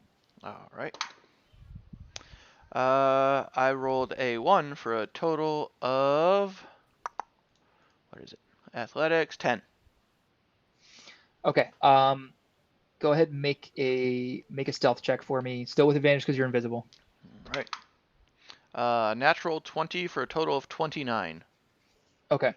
So as you start to climb, your like first foothold breaks off, and you look over to your shoulder at the figures, and you see them. They appear to have kind of taken a more alert position, but as they look around, they still don't see anything. So you see them kind of return to the positions they were in before, kind of like in Skyrim when the eye opens partially and then goes back to flat. Yeah.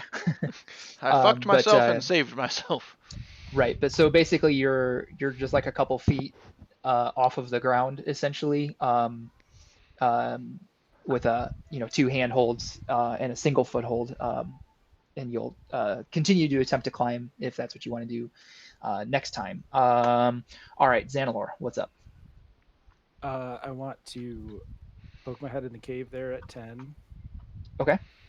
And at least try to get a sense of, I mean, is there anybody in there? Okay.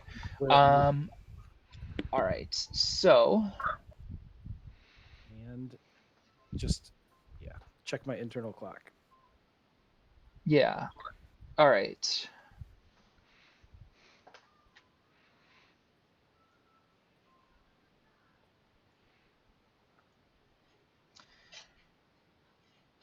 Okay. Go ahead and make another stealth check for me. Oh goody. Still with advantage. That is a natural 20. So, Okay. mhm.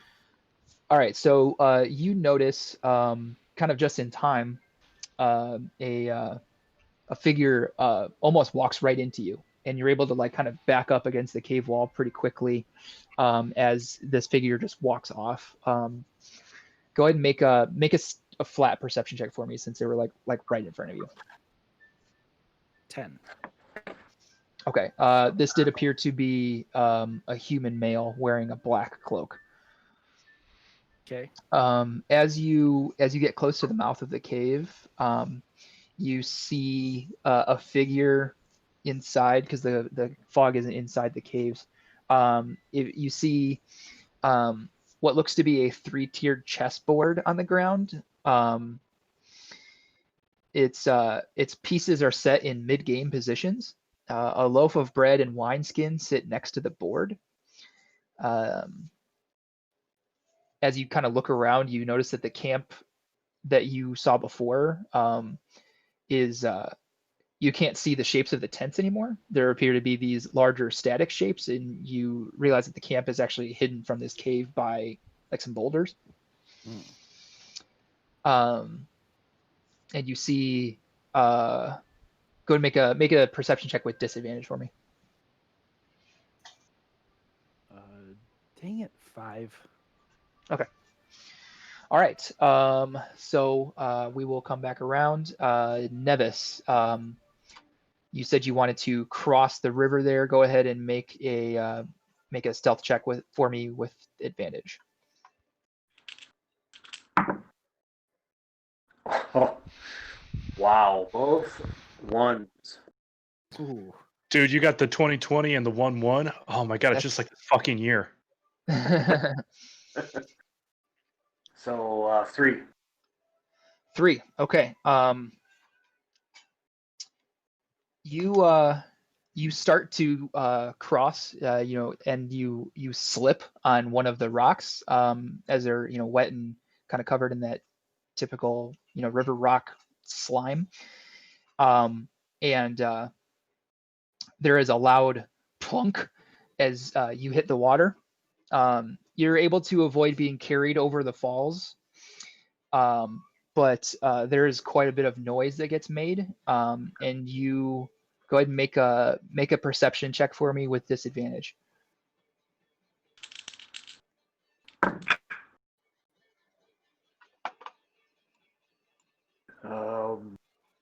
9. 9. Okay. You hear.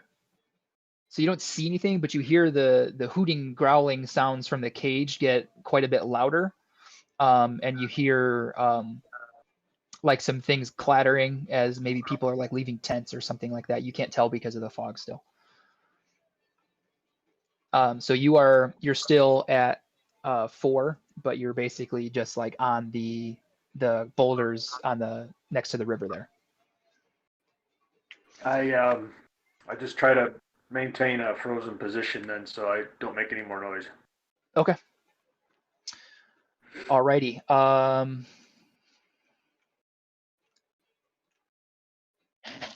right. Vendi. I mean, I'm not taking that giant as any sort of immediate threat, so I'm gonna just focus on hiding.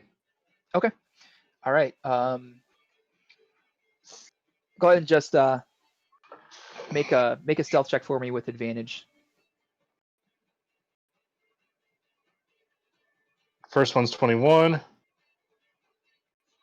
Second one is not a 21, so 21. Okay.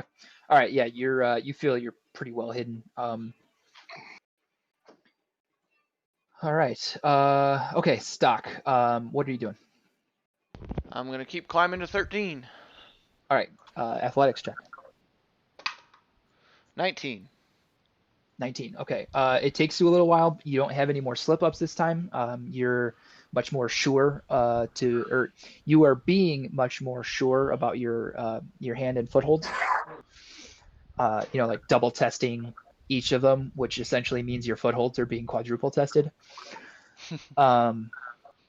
You do eventually make your way up to the right shoulder of the statue of the king. You're going to need to essentially climb again to get either across its face or over its head, because basically the shoulders and the head are they're up against the mountain or the cliff. So it's not like you just like walk around the back, Yeah. Okay. All right, Xanalor. So I'm in the cave with the chessboard. Was there a person in here, Or there's just one who not walked that you out? not that you could see. Okay.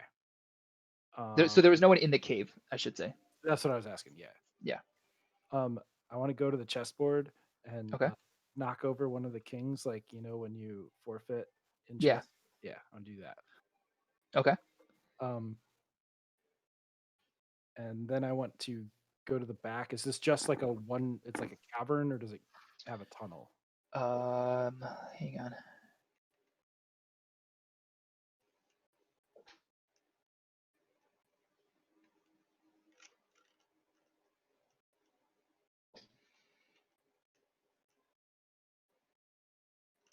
Just a cavern.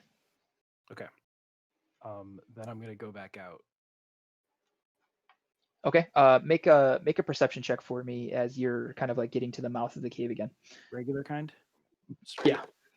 Ooh. 1. Okay. You don't see the person coming, and a second individual coming from a different direction walks right into you. I need to double check something real quick. Like whether invisibility drops or if they just know they bumped into something. I don't see why I need to answer that question. I was just trying to guess at what you were looking up. Okay.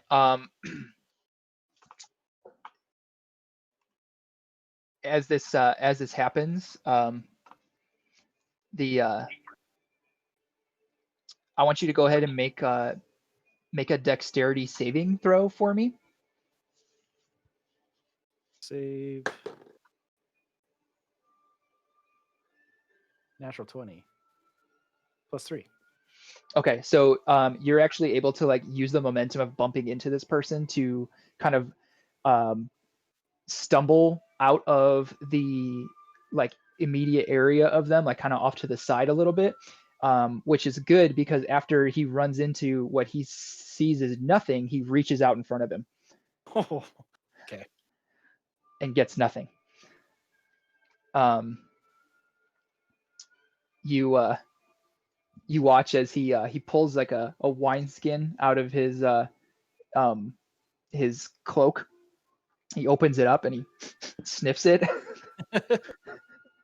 You can smell that it is it's like some sort of like a fruit wine, basically, like something that would be made out in the forest. And he caps it again and puts it back under his cloak, and he heads back into the cave, and you hear him go, ha, ha, ha, she quit, yeah. And you see him start to reset the board. Okay. Start breathing again. What's that? I start breathing again. All right. So Nevis, clinging to a rock, you're partially in the water. What are you doing?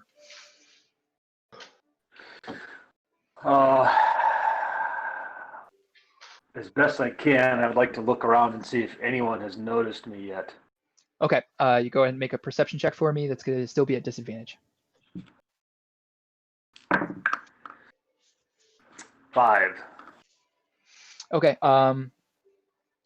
You can't see anyone. You hear. You don't. Do you speak Orcish? No, I do not. No. Okay. I know you speak Dwarvish. I just couldn't remember everyone's languages. You hear what sounds like a very gruff language being spoken in the general vicinity of where you remember that cage to be.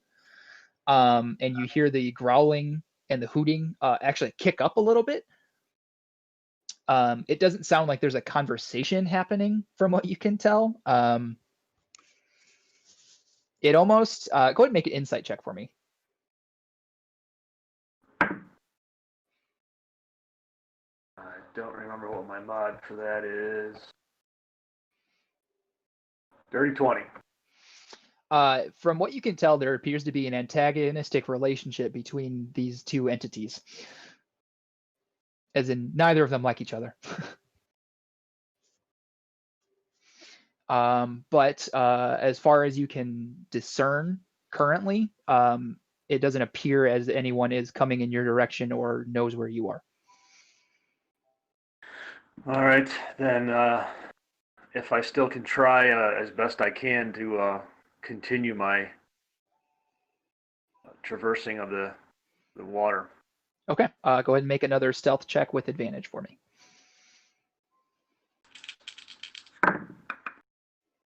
Nice. 19. Okay, yeah, you are able to make it across pretty soundlessly. You kind of pat yourself on the back a little bit if it wouldn't have made a sound.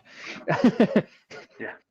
But yeah, so you are no longer in the same vicinity of where you made that sound. So you're able to take a deep breath, unclench a little bit.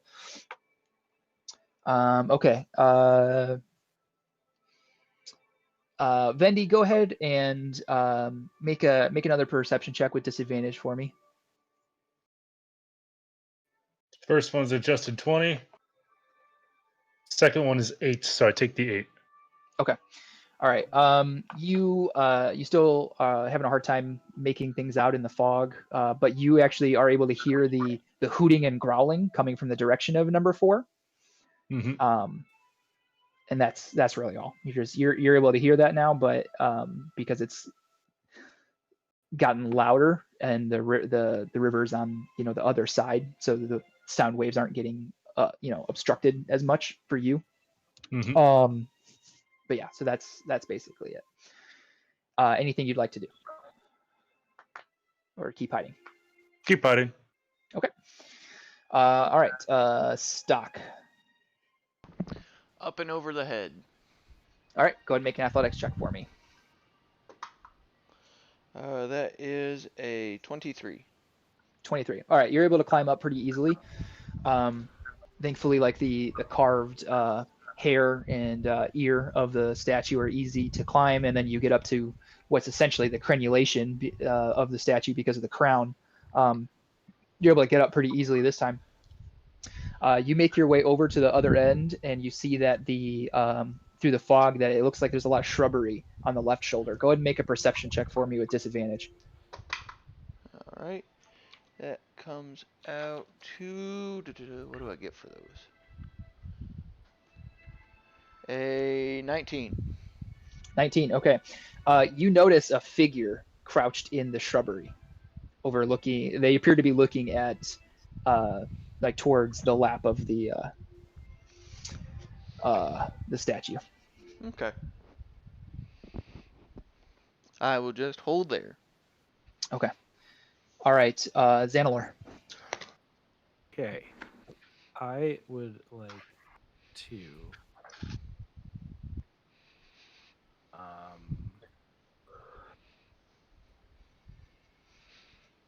go to the 13A tree. Okay.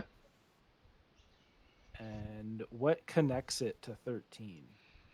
Like, is there like a rope or something? Okay, so go ahead and make a stealth check with advantage for me. And then an investigation check. 20 total for stealth. Okay. Investigation. Hey, not so terrible. 18. 18. Okay. It appears to be a rope. You can't see like where it connects, but based on like the position that it's connected on the tree and all that, maybe it's used as a zip line of sorts. Right. So it's probably too steep for me to try to climb up. It would be quite difficult. I don't know how you feel about your own abilities, but it would be pretty hard. Okay.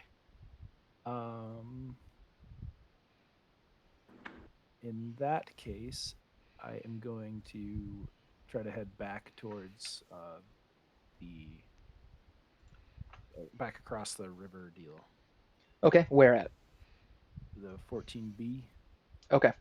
All right. Go ahead and make another stealth check for me to go from 13A to 14B. 14? With advantage? Yeah. Okay.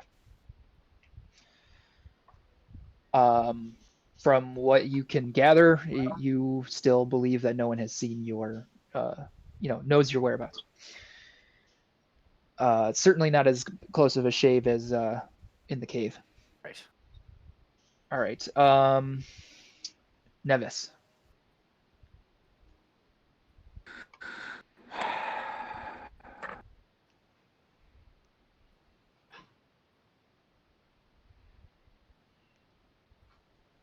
I guess I'll just keep traversing east then. Okay. Maybe try to get into the area 14. Okay. All right. Go ahead and make an stealth check for me with advantage. Bummer, that's only a 10.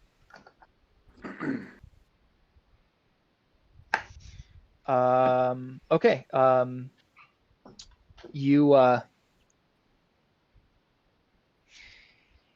You start to kind of make your way like over the lap, and you wind up like accidentally landing as you kind of slide down in a shrubbery, and the sound that you make when you're like kind of trying to get out of it, you start hearing voices shouting out,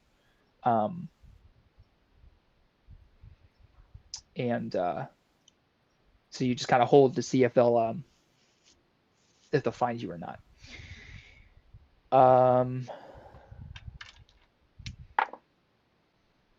But as far as you can tell, no one does. All right. Vendi. Unless something has changed in my environment, I have nothing I want to do. Okay. Go ahead and make another perception check for me with disadvantage. 18 is the lower. Nice. Okay.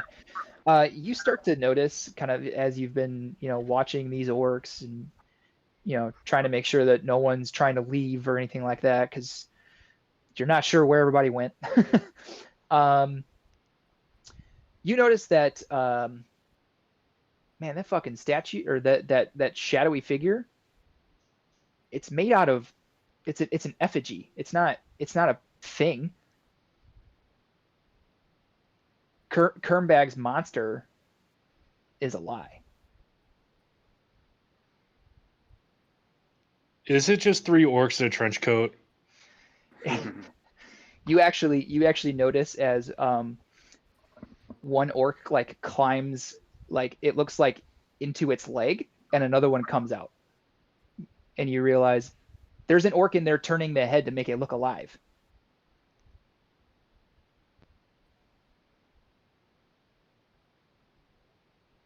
All right. Little sons of bitches.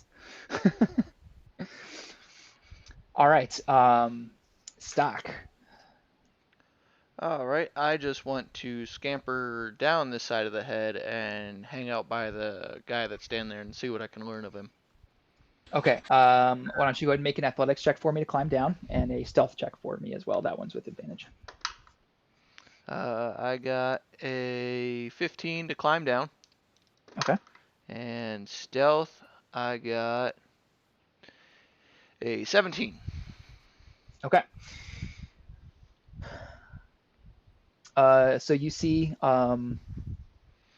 the statue's head and shoulders rest against the upper heights of the cliff face, about 20 feet below the cliff's edge.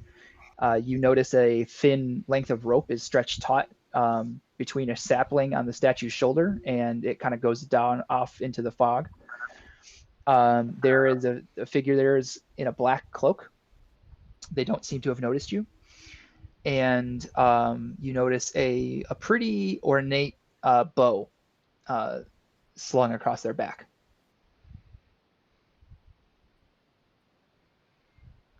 Okay.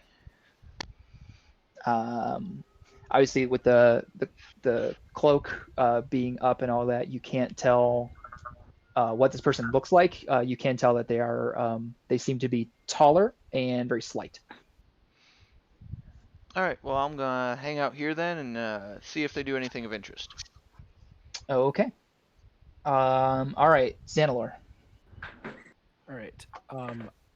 I would like to find in like the tree on the left arm or in the shrubs. I want to try to find the best hiding place I can. Okay. So I need you to make a stealth check for me to get across the river. We didn't do that one yet. Oh, I thought. Okay, I misunderstood. 15. 15. Okay. It takes you a little while, but you do make it. You see that the left arm is broken, and on the side that you are on, there is let's see,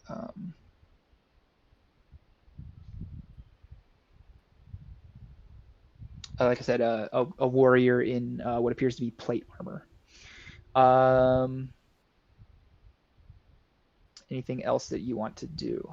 There doesn't appear to be a good place for you to like hide on that arm, because there's already people taking up most of that arm space. Right, but like, can I spot like by the tree that's over there, or in the shrubs below? Does there seem to be a place where I could kind of nuzzle up? You think that probably, given the fact that you are invisible. Right, but I mean, I want to be in a place where, if the invisibility drops. Go ahead and make a perception check for me with disadvantage. Disadvantage. 7. It's hard to tell from where you're at. But kind of like I said before, with the invisibility, you feel pretty confident that you can at least go look without too much difficulty. All right, Nebis. You don't know it, but you are on the opposite side of the statue from Xanalor at this point. Mm-hmm. The voices that I raised when I fell into the shrubbery, Mhm. are they? Do they appear to be getting any closer? Are they still making noise? Can I tell if they're trying to search for me? Go ahead and make a perception check for me. Still with disadvantage.